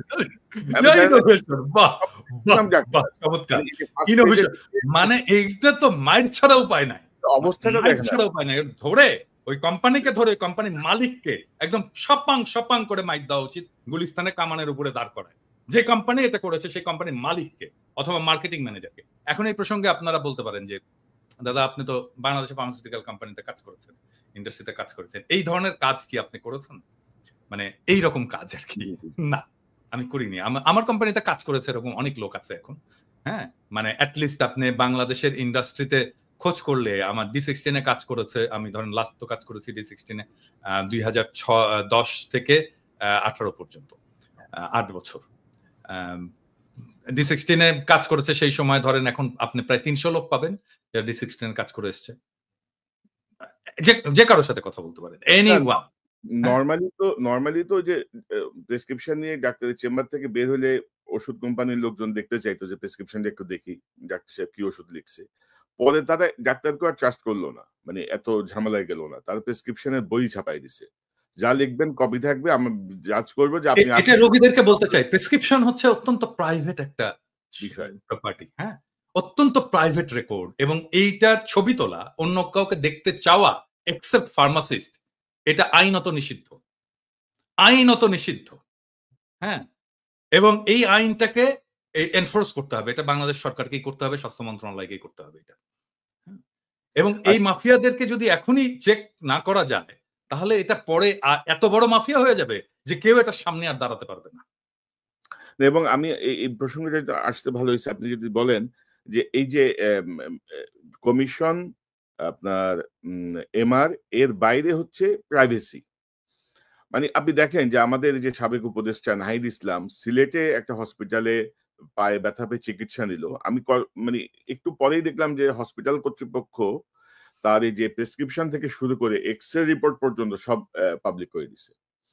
তো আজকে যদি আপনি একটা চিকিৎসা নিতে যান, আপনি নিশ্চিত থাকেন বাংলাদেশে চিকিৎসা করবেন, আধা ঘন্টার মধ্যে আমি আপনার পুরা রিপোর্ট বাইর করে ফেলতে পারবো। যে আপনার ব্লাড রিপোর্টে কি আছে, এক্স-রেতে কি আছে, ডাক্তার কি অ্যাডভাইস করছে সব। ডাক্তার ইন্টারভিউ দিয়ে বলবে যে তামিম ইকবালের মতো যে উনি তো সিগারেট খায়, উনি তো মদ খায়, উনি তো এই করে, সব বলে দিবে কিন্তু। মানে এটা এক ধরনের মানে এই এথিক্যাল এই জায়গাগুলি কিন্তু এথিক্স এর মধ্যে আছে না দাদা? এটাতে ডাক্তারদের এগুলো তো পড়ানো হয় তো। পড়ানো হয়। এখন পড়ানো হয়, মানে আমরা পড়ে এসেছি। এখন পড়ানো হয় কিনা আমি জানি না। কিন্তু আমরা পড়ে এসেছি। হ্যাঁ? আমরা পড়ে এসেছি এবং আমাদেরকে ওথ নিতে হয়। একটা শপথ নিতে হয়। হ্যাঁ? এবং সেই শপথের মধ্যে এই প্রাইভেসি, রোগীর প্রাইভেসির বিষয়টা আছে। এটা আমরা বলতে পারি না। এটা কোন ডাক্তার বলতে পারে না। এবং আমি আসলে অবাক হইছি যে একটা অপারেশন টেবিলে নাহিদ বসে আছে এবং ছবি তোলা হচ্ছে। নাহিদেরও উচিত হয়নি ছবি তুলতে দেওয়া। No way. হ্যাঁ? এটা তবে তো যে শো। তামিম ইকবাল আইসিইউতে ডাক্তাররা তার ছবি তুলতেছে, ভিডিও করতেছে। ডাক্তার বা হসপিটালের লোকজন, আমি জানি না এক্সাক্টলি ডাক্তার কিনা। কিন্তু এগুলো তো অন্যায়। এগুলো তো রোগীর প্রাইভেসি লঙ্ঘন এবং কারণ অবশ্যই। ভবিষ্যতে তামিম ইকবাল বা একটু পরিচিত রাজনীতিবিদ বা অন্য কেউ এই বাংলাদেশে চিকিৎসা না করার আরেকটা অন্যতম কারণ হচ্ছে তার প্রাইভেসি থাকবে না। তার অনেক ধরনের সমস্যা থাকতে পারে। সেই সমস্যা গোপন থাকবে না। ডাক্তার অন্তত তার বউরে যায় বলবে যে, "আজকে তো পিনাকি ভট্টাচার্য আসছিল।" আরে জানো না এই সমস্যা। বুঝছেন তো? তার বউ আবার ধরেন এটা রাষ্ট্র হয়ে যাবে পরের দিন স্কুলের বান্ধবীদের কাছে। মানে অভিভাবক বান্ধবীদের কাছে। তো দাদা আমরা একটু আমরা একটু ইয়েতে থাকি। আরেক প্রসঙ্গটা ইয়ে না করি। যে ধরেন সামনের সরকার কিন্তু বিএনপি সরকারই। মানে বিএনপির বাইরে কিন্তু নতুন কোন দল রাষ্ট্র ক্ষমতায় যাবে এটা ভাবার কোন সুযোগ কিন্তু নাই। মানে আপাতত আরকি বাংলাদেশের যে প্রেক্ষাপট বা সবকিছু। কিন্তু সেখানে ধরেন বিএনপির মধ্যে এক ধরনের অস্থিরতা আমরা দেখছি। মানে সংস্কারের জায়গাটা আমরা যতটুকু আমরা বুঝি যে এই অনির্বাচিত সরকার বলেন আর যাই বলেন ডক্টর ইউনূস সরকারের পক্ষে যতটুকু সংস্কার বা বিচার করা সম্ভব এটা আর অন্য কারো পক্ষে সম্ভব না। মানে পলিটিক্যাল গভর্নমেন্ট আসলে এটা আসলেই সম্ভব না কোনোভাবেই। নানা রকমের চাপে, নানা রকমের কিছুতে আর পলিটিক্যাল নেতারা তো সব একে অপরের ভাইরা ভাই। তাই না? তো অনেক ভাইরা ভাইয়ের রিকোয়েস্টে অনেক কিছু ওলটপালট হবে। তো মানে আমরা কি মানে জনগণ চাচ্ছে একটা দীর্ঘ সময় থাকুক ডক্টর ইউনূস। বিএনপি চাচ্ছে ডিসেম্বরের মধ্যে নির্বাচন হোক। এক হুজুর দেখলাম ওয়াজের মধ্যে বলতেছে ইউনূস সাহেব যতদিন বেঁচে থাকেন ততদিন যেন নির্বাচন না হয়। তো আবার ইউনূস সাহেবের প্রেস সেক্রেটারি আবার বলেছেন যে না ডিসেম্বরেই নির্বাচন হবে। অর্থাৎ এক ধরনের একটা জটিল পরিস্থিতি তৈরি করা হচ্ছে। এবং এরকম একটা বিপ্লবের পরে আমরা যদি সিরিয়ার দিকে তাকাই বা অন্যান্য বিপ্লবোত্তর দেশগুলোর দিকে তাকাই, তার প্রেক্ষাপটে আমাদের প্রেক্ষাপট কিন্তু অনেক বেশি মানে কি বলবো? মানে মনে হচ্ছে যে বিপ্লবটা একটা পানি ভাত আরকি। এটা কিছুই না। এটা হইতেই পারে। মানে মানুষ এভাবে জীবন দিবে, মানুষ এভাবে অন্ধ হবে, পঙ্গু হবে। এটা সব খুবই স্বাভাবিক। তো আপনি আপনার কাছ থেকে একটু শুনি তারপর ইলিয়াসের কাছে যাব। না, ১ম বিষয়টা হচ্ছে যে ডেফিনিটলি আমাদের একটা পলিটিক্যাল গভর্নমেন্ট আসতে হবে, সেটা আসবে। এবং এটা আমাদের সবারই প্রত্যাশা। এবং এইটা যেটা কনক বললেন আপনি যে আগামী নির্বাচনে বিএনপি আসবে। আমরা তো মনে করি বিএনপি সর্ববৃহৎ দল, তারই আসা উচিত। সেটা উচিত, ঔচিত্যের ব্যাপার আরকি। আসবে কিনা সেটা ডিপেন্ড করছে অনেকগুলো ফ্যাক্টরের উপরে। হ্যাঁ? আমি সেই ফ্যাক্টর গুলো একে, একে আলাপ করব। জি। আম অনেকে বলে যে আমি নাকি নির্বাচন চাই না। মোটেও না। বিষয়টা হচ্ছে কি যে শেখ হাসিনা তো সমস্ত সিস্টেমটাকে ডিস্ট্রয় করেছে। হ্যাঁ? সমস্ত সিস্টেম। মানে ইলেকশন কমিশন থেকে শুরু করে জুডিশিয়ারি, প্রশাসন, পুলিশ, আর্মি, কোন ইনস্টিটিউশন, স্টেট ইনস্টিটিউশন বাকি নাই। সব ইনস্টিটিউশনকে ডিস্ট্রয় করেছে। এখন এই সিস্টেমটাকে তো ফাংশনিং করতে হবে, এটা যেন কাজ করে। হ্যাঁ, ধরা যাক যে আমি একটা সবাইকে বলি, যে বিএনপি কেও বলি, যে যেই নির্বাচন আপনারা লাস্ট হারলেন, মানে যেই নির্বাচনটা মইনু আহমেদ এবং ফখরুদ্দিনের অধীনে হলো আর কি, যে নির্বাচনে আপনারা হারলেন এবং লজ্জাজনক ভাবে হারলেন, খুবই কম আসন পেলেন, ওই নির্বাচনের যে মেকানিজম, ওই নির্বাচনের পরের যে প্রশাসন, আর্মি, সেটা কি ইনট্যাক্ট আছে নাকি তার চাইতেও প্রো ইন্ডিয়া, প্রো হাসিনা হয়েছে? আমার প্রশ্ন এটা। মানে যেই নির্বাচনে আপনারা হারলেন, যেখানে আপনারা শেখ হাসিনা ক্ষমতায় আসলো প্রথম 1/11 এর পরে, ওই নির্বাচনে যেই সেট ছিল প্রশাসন এবং আর্মিতে, স্পেসিফিক্যালি আর্মিতে, সেই সেট কি আরো প্রো ইন্ডিয়া হয়েছে নাকি প্রো ন্যাশনালিস্ট হয়েছে? প্রো ইন্ডিয়া হয়েছে, ঠিক তো? আরো খারাপ হয়েছে। তাহলে আপনি ওই র্যাঙ্ক অ্যান্ড ফাইল এটাকে রেখে আপনাকে কিভাবে হারানো হয়েছে এটা আপনি বলেন। বিএনপি আপনাকে হারানো হয়েছে কিভাবে? খুবই কেয়ারফুলি ডিজাইন করা হয়েছে, কনস্টিটিউশন ডিজাইন করা হয়েছে, এবং এটা বিএনপিরাও স্বীকার করতে বাধ্য হবে। ওই নির্বাচনে কারচুপি হয়েছে, ওই নির্বাচনে এমন ভাবে কারচুপি করা হয়েছে যেন বিএনপি একটা লজ্জাজনক হার হয় বিএনপির। হ্যাঁ, এবং এটা বিএনপিকে স্বীকার করতে হবে। আর স্বীকার যদি না করে তাহলে তো আমাদের বলার কিছু নাই, তাই না? তো ওই সেটআপটা আরো খারাপ হয়েছে, এবং এটা তো আর্মি করছে, ওটা তো আর্মি করছে। তখন তো একটা আর্মি গভর্নমেন্ট, তো মইনু এবং ফখরুদ্দিনের গভর্নমেন্ট তো আর্মি গভর্নমেন্ট। আর্মি এই ইঞ্জিনিয়ারিংটা করছে, ইলেকশন ইঞ্জিনিয়ারিংটা। ওই আর্মিটা আরো খারাপ হয়েছে, ওর ভেতর থেকে ন্যাশনালিস্ট এলিমেন্ট আরো বাইরে চলে গেছে। এখন তো এটা মোরাললেস প্রো কি বলবো ইন্ডিয়ান আর্মি। তো এই আর্মি একটা ফেয়ার ইলেকশন দেবে? হ্যাঁ, মানে করতে দেবে? এইটা বিশ্বাস করেন? সম্ভব না, করতে দেবে না। হ্যাঁ, আমরা যদি ফেয়ার ইলেকশন হয়, আমার মনে হয় যে ধরেন এটা বিএনপির এটা বিএনপির জরিপ, ব্রেইন দেখছে তো, আমরা সবাই দেখছি। ব্রেইনের জরিপে ফেয়ার ইলেকশন হইলে মানে মানুষ বলছে যে আমরা 41% বিএনপি কে ভোট দেবে, অ্যাবসলিউট মেজরিটি হয় বিএনপি। কিন্তু আরো কিছু আছে ওইখানে। আচ্ছা, আমি বলি, আমি গতকালকে একটা পোস্ট দিছিলাম, গতকাল না পরশুদিন, যে জামাতে ইসলামের ভোট কত। জামাতে ইসলাম 300 আসনে ইলেকশন করছিল এরশাদ পড়ার পরে 91 সালে প্রথম। এখানে ভোট পেয়েছিল তারা 12.3% সম্ভবত। এবং ওই সময় যদি আমরা সমস্ত ইসলামপন্থী দলগুলোর ভোটগুলো দেখি, তাহলে আমরা দেখবো 14% মতো তারা ওই ভোটটা, এবং ওই ভোটটা ভালো ভোট হয়েছিল। হ্যাঁ, এবং 14% কিন্তু একটা খুবই সিগনিফিকেন্ট নাম্বার। এখন অনেকে বলেন 2%, 3% জামাতের ভোট, 4% ন। তারা সব আসনে নির্বাচন করেনি, তারা কিছু আসনে নির্বাচন করেছিল। ওইটাকে এক করে আমি ন্যাশনাল গড় করে বলি যে 3%, কিন্তু সবগুলো আসনে যখন করেছে তখন তার প্রায় 12.5% মতো ভোট ছিল। বিএনপির যে জরিপ, এটাতে দেখা গেছে যে জামাতের ভোট আসবে 31% মতো। এখন ধরে ছাত্রদের ভোট ওখানে কত আসবে, দেখেছে 5% মতো ভোট আসবে। তো আমরা যদি অন্য সমস্ত ফোর্স, বিএনপির বাইরে অন্য সমস্ত ফোর্সের একটা যদি লুজ অ্যালায়েন্স হয়, তাহলে বিএনপি একটা খুবই শক্ত প্রতিদ্বন্দ্বিতার মধ্যে পড়বে। এখন বিএনপি যেটা করছে যে ধরেন এই যে বিএনপির যারা এই অনলাইন অ্যাক্টিভিস্ট আছে তারা, বা অনলাইনে ফেসবুকে যারা লেখালেখি করে তারা গালাগালি করতেছে আমাদেরকে, সেটা আমি গাইড নেই না, কিন্তু তা তো না। মির্জা ফখরুল, মির্জা আব্বাসের মতো সিনিয়র নেতারা তারা সোশ্যাল মিডিয়ার পিছনে লাগছে এবং কিভাবে আমাদের সাথে পাঙ্গা নেওয়া শুরু করছে। এমন ধরেন এই পাঙ্গাটা যদি নিতে থাকে তারা কন্টিনিউয়াসলি, তাহলে তাদের অবস্থাটা কি হবে? ধরেন সোশ্যাল মিডিয়ায় যারা কাজ করে, হ্যাঁ, যারা কাজ করছে, যারা সোশ্যাল মিডিয়া একটা ইনফ্লুয়েন্স রাখতে পারে, ছোট হোক বড় হোক, অল্প হোক বেশি হোক কম হোক, একটা তো ইনফ্লুয়েন্স আছে। তো যারা রাখতে পারে তারা যদি পুরোটা, মানে ধরা যাক, আমি এখানে ছাড়াই বলতেছি, কনক, আপনি, আমি, ইলিয়াস, আমরা তো কেউ অ্যান্টি বিএনপি না। আমরা তো জিয়াউর রহমান, প্রো জিয়াউর রহমান, মানে জিয়াউর রহমানকে আমাদের পলিটিক্যাল আইকন মানি, তাই না? তো আমরা তো সবাই ন্যাশনালিস্ট, তাই না? আমরা এবং ট্রু সেন্স মানে মানুষ যাতে সাধারণভাবে বোঝে, আমরা তো সবাই রাইটেস্ট, তাই না? তো আমরা আমাদেরকে তো শত্রু ভাবার কোনো কারণ ছিল না বিএনপির। আমরা তো শত্রুও না, আমরা শত্রু হতেও চাই না বিএনপি। বিএনপি তো আসলে আমাদের পিছনে লাগছে, হ্যাঁ, আমাদেরকে শত্রু বলা শুরু করছে। এবং কিভাবে দেখেন, আওয়ামী লীগের কোন সিনিয়র নেতা কোনদিন আমাদের নাম ধরে কোনদিন কিছু করেনি। আমাদের নামে মামলা দিচ্ছে, আমাদেরকে দেশছাড়া করছে, কিন্তু নাম ধরে এরকম করে কিন্তু আক্রমণ করেনি। ওনারা নাম ধরে আক্রমণ করা শুরু করছেন আমাদের, হ্যাঁ, এবং এটা তো আমাদের পেছনে লেলায় দাও। আমরা তো পার্সন, ব্যক্তি। এবং ধরেন মির্জা ফখরুল যখন বলে কুতুব দাঁড়ায় গেছে সোশ্যাল মিডিয়ায় কিছু কুতুব, উনারা কোথায় নিয়ে যেতে চান দেশকে আমরা জানি না। উনারা জানবেন না কেন? উনি জানবেন না কেন? আমরা জানি না মানে আমরা কোথায় নিয়ে যেতে দেশকে? আমি বলছি সবসময়, আমরা বাংলাদেশে ভারতীয় আধিপত্যবাদ চাই না। আমরা বাংলাদেশে আওয়ামী পুনর্বাসন চাই না। আমরা বাংলাদেশে একটা সাম্যের সমাজ চাই, একটা ইনসাফের রাষ্ট্র চাই।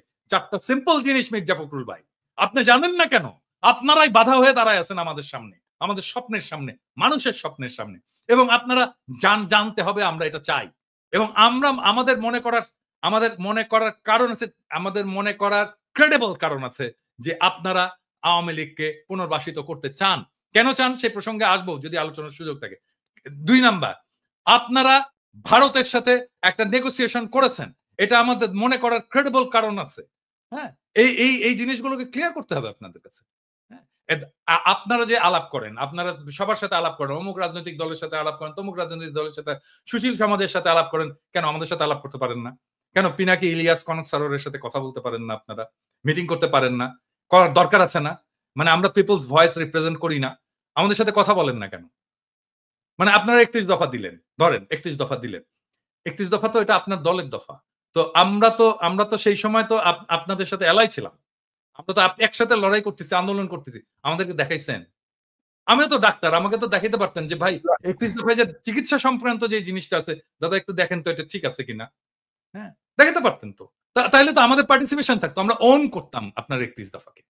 কনক স্যার আপনি ওন করতেন, ইলিয়াস তুমিও ওন করতা।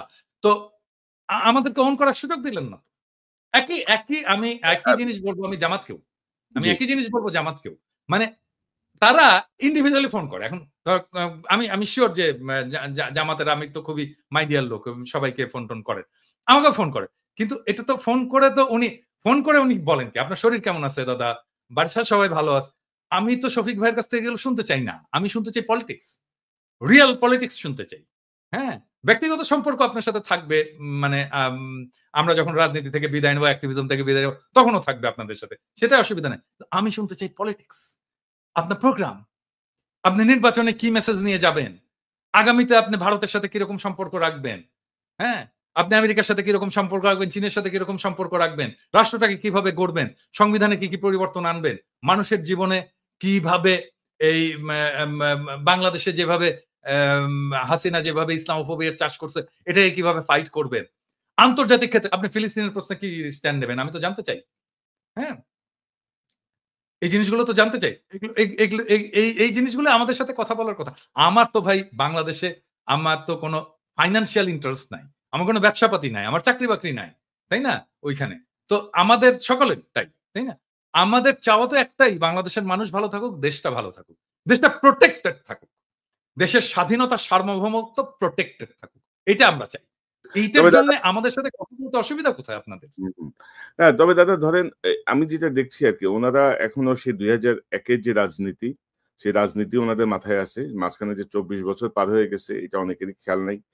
এবং ধরেন যে উনারা ওই যে কথায় ধরেন আওয়ামী লীগের স্টাইলে আরকি যে আমার পক্ষে না, আমার পক্ষে বলতেছে না বা আমার যে দাবি সেটা সমর্থন করতেছে না তার মানে এ হচ্ছে আমার বিপক্ষে।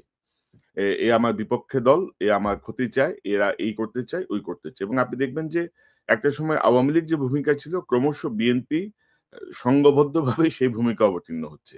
আর কিছু নেতা ওই যে হাসিনার স্টাইলে বলার চেষ্টা করছেন বা কেউ বলছেন যে ইউটিউব নাকি আমরা করতেছি টাকা কামাচ্ছি। আরে বেটা তুই একটা কমিটি বাণিজ্য করে যে টাকা কামাস আমরা ১ মাসে ইউটিউব করে তার ১০ ভাগের ১ ভাগ আমাদের এই ফান্ডে ঢুকে না। আমরা পাই না। বা কনক আমাদের যে আমি ইলিয়াস আমাকে ওর দুঃখের কথা বলতেছিল যে ওর কত টাকা ওর ধার এবং ওর পিছনে কিভাবে খুবই স্বাভাবিক। ইয়ে গুলা মানে কনক আমি তো এখানে রিফিউজি হয়ে ঢুকছি। হ্যাঁ, আমার এখানে মাসে আমাকে রিফিউজি ভাতা দিত ৩৮০ ইউরো মতো। ৩৮০ ইউরো, এবং ৩৮০ ইউরোতে তো ইউরোপে তো খাওয়া দাওয়া হয় না, হ্যাঁ, খাওয়া যায় না, খাবারের ইয়ে হয় না। তো আমাকে আমাকে ইয়ে করতে হতো যে আমি কিভাবে ৩৮০ ইউরোর মধ্যে খাবার আছে, খাবার ছাড়াও তো আরো কিছু চুল কাটতে হয়, তাই না? আমাকে জামা কাপড় কিনতে হয়, এই জিনিসগুলো তো আছে। তো এই সমস্ত বাদ দিয়ে আমি চেষ্টা করতাম যে ২-২৫০ ইউরোর মধ্যে যেন আমি খেতে পারি। সেটাও কিন্তু সম্ভব হতো না। এবং আমি কি করতাম জানেন? আমি এই যে আমরা যে সবাই জানি যে ডিপার্টমেন্টাল স্টোর গুলোতে, সুপার মার্কেটে নেয়ার এক্সপায়ারি প্রোডাক্ট গুলো খুব কম দামে রাখে আরকি। কম দামে মাংস-টাংস, সবজি ইত্যাদি রেখে দেয়। একটা স্পেস আছে যেখানে নেয়ার এক্সপায়ারি জিনিস রাখে, খুব অল্প দামে আমি ওই জিনিসগুলো কিনে খাইছি। আমি রিফিউজি লাইফে। হ্যাঁ? কেউ কোনদিন জিজ্ঞেস করেনি যে আপনি কিভাবে আছেন? আপনার কিভাবে চলে? আপনি কিভাবে পান? আপনার আপনা আপনার স আপনি আপনি আপনি আপনার খাওয়া-দাওয়া কিভাবে? আপনি কি খাইছেন আজকে? না, কোনদিন তখন তো দাদা ওনাদের ওই ইনকামটা ছিল না। এখন যে ইনকামটা হয়েছে, যে বলেছেন যে আপনাদের প্রয়োজন হলে চাঁদা তুলে আপনাদেরকে দিবেন। এটা তো ছিল না তখন ওনাদের। আমাদেরকে চাঁদা তোলার যদি উনার সামর্থ্য থাকে, চাঁদা তুলে উনি শহীদ পরিবারগুলোকে দিক। এখনো তো দিতে হয় আমাকে। আরে আমাকে ভাই, দিতে হয়। এই আমি তো কয়েকটা এই শহীদ এই পরিবারের চাঁদাটা দায়িত্ব আসলে নিচ্ছি। কোন চাঁদাটা আমি বুঝতে পারিনি। এটা কি এমনিতেই মানে মানুষের কাছে চেয়ে, নাকি যেই চাঁদা নিয়ে মানুষ এখন কথা বলছে বিভিন্ন টেম্পো স্ট্যান্ড কিমি বলে, এগুলোর ওই চাঁদা কিনা, এটা আমাদের না, জানা উনি তো মির্জা আব্বাস তো ১ম থেকে চাঁদাবাজ। উনার যে সম্পদ, আজকে তো ভিডিও করছে, আমি জানি না দেখছো কিনা। উনার যে হিস্ট্রি, উনাকে দেখাতে হবে উনি কিভাবে ব্যাংকের মালিক হইছেন। এইজন্য না যে উনি আমাদের বিরুদ্ধে বলছেন। নো, এটা প্রত্যেককেই দেখাতে হবে। মানে নির্বাচন আসুক। প্রত্যেকে নির্বাচনের যারা prominent candidate, respective of Jamaat, BNP, যে দলই হোক না কেন, সেই দলের, এমনকি এনসিপি, ছাত্রদের দল, প্রত্যেককে দেখাতে হবে যে তুমি যে নির্বাচনের খরচটা করছো, তোমার যে সম্পদ, এই সম্পদের উৎসটা কোথায়, এটা দেখাতে হবে। না, ইলিয়াস, আপনার কাছে শুনি। আর দাদা, আপনি তো আপনার কথা বললেন। আমার আমার বিষয়, আমরা তো ইলিয়াস আর আমি তো কাছাকাছি একই শহরে পাশাপাশি থাকি। মানে স্ট্রাগলটা কিভাবে হইছে? কাউকে কখনো কি পাশে পাইছি আমরা? এখন যে এত বড় বড় মচমচ কথা কাউকে না। বলতেছি, কাউকে নো কাছে ওয়ান, কিভাবে নো আমরা ওয়ান। সার্ভাইভ করছি, কিভাবে আমরা মানে এত কিছুর পদ্ধতিতে কাজ করে যাচ্ছি, মানে সেই জায়গাটায় ধন্যবাদ মুখে না মুখে দিয়ে বলছে, মুখে মুখে বলছে, মুখে মুখে বলছে, আহা উহু বলছে। আহু কিন্তু বলছে। এই যে, হ্যাঁ, প্র্যাকটিক্যাল কোনো সাপোর্ট তো নাই। আর তখন এখন তো তারা মোটামুটি হুমকির মধ্যে রাখছে আরকি। মানে তারা আমাদেরকে খাইয়া ফেলাবে। হ্যাঁ, হুজুর হ্যাঁ, হ্যাঁ, হ্যাঁ। তোরা খাইয়া এবং ফেলাবে। এবং এবং সেই সময় বুঝছেন, মানে সেই সময় যদি কেউ দাওয়াত-টাওয়াত দিত না, হুম, আমি হুম, কিন্তু হ্যাংলার মতো খাইতে যেতাম। কারণ ওই যে একদিন একবেলা খাবারের খরচ আমার কমবে। হ্যাঁ? অনেকের ইয়েতে যেতাম যে, যেই খাবারের দাওয়াত দিত আমি যাইতাম। যেয়ে খাইতাম। আর দাদা, আমি তো মানে ইলিয়াস যে খুব ভালোভাবে জানে। আমি তো আমেরিকা যে আসতেছি, আমি এসে ইলিয়াসের এখানে উঠছি। মানে ইলিয়াস আমার ৩ মাস আগে মাত্র আসছে। মাত্র $১,০০০ পকেটে নিয়ে আমি এই এ এ বিদেশে চলে আসছি। কারণ আমার যা জমাজাটি যা ছিল, সব তো আমার মামলা মোকদ্দমা সবকিছুর পিছনে গেছে। এবং আমার এই ৯ বছরে আমেরিকান লাইফে আমার এখন পর্যন্ত যে লোন, মানে এগুলো কিভাবে শোধ করবো, এগুলো মাঝে, মাঝে যখন চিন্তা করি আমি খুব অস্থির হয়ে উঠি। আচ্ছা, যাই হোক, এগুলা ব্যক্তিগত বিষয়, এগুলা না বলি। ইলিয়াস, আপনি কিভাবে দেখছেন? এই যে ধরেন, অ্যা আমি যেটা বলছিলাম যে রাজনীতিবিদ যে এখনো মনে করছে ২০০১ সালের তারা আছে। নতুন যে ৭ কোটি ভোটার, এই বিষয়টা তাদের মাথায় আদৌ কাজ করছে কিনা? এইরকম একটা বিপ্লব তারা বুঝতে পারছে কিনা? যে নতুন প্রজন্ম আসলে কি চায়?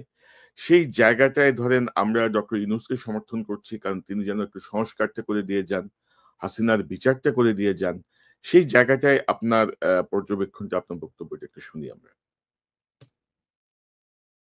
ইলিয়াস, আনমিউট করেন।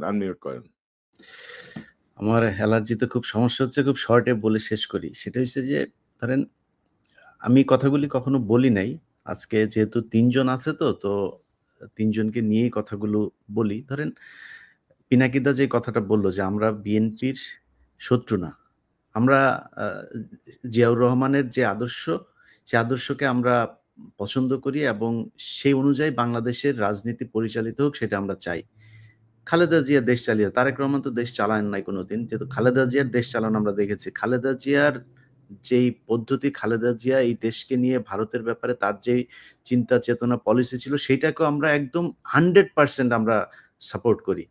তো বিএনপির সাথে এখন আমাদের হঠাৎ করে সমস্যাটা হয়ে গেল কেন? ধরেন আমার কথা যদি আমি বলি, আমি এই ৫ তারিখের পর থেকে আজ পর্যন্ত আমার কাছে মানে কনক ভাইও জানেন এই বিষয়গুলো, উনার কাছেও আসে। আপনার কাছে তো আপনি তো পিনাকিদা তো অলরেডি মানে বলেই যাচ্ছেন।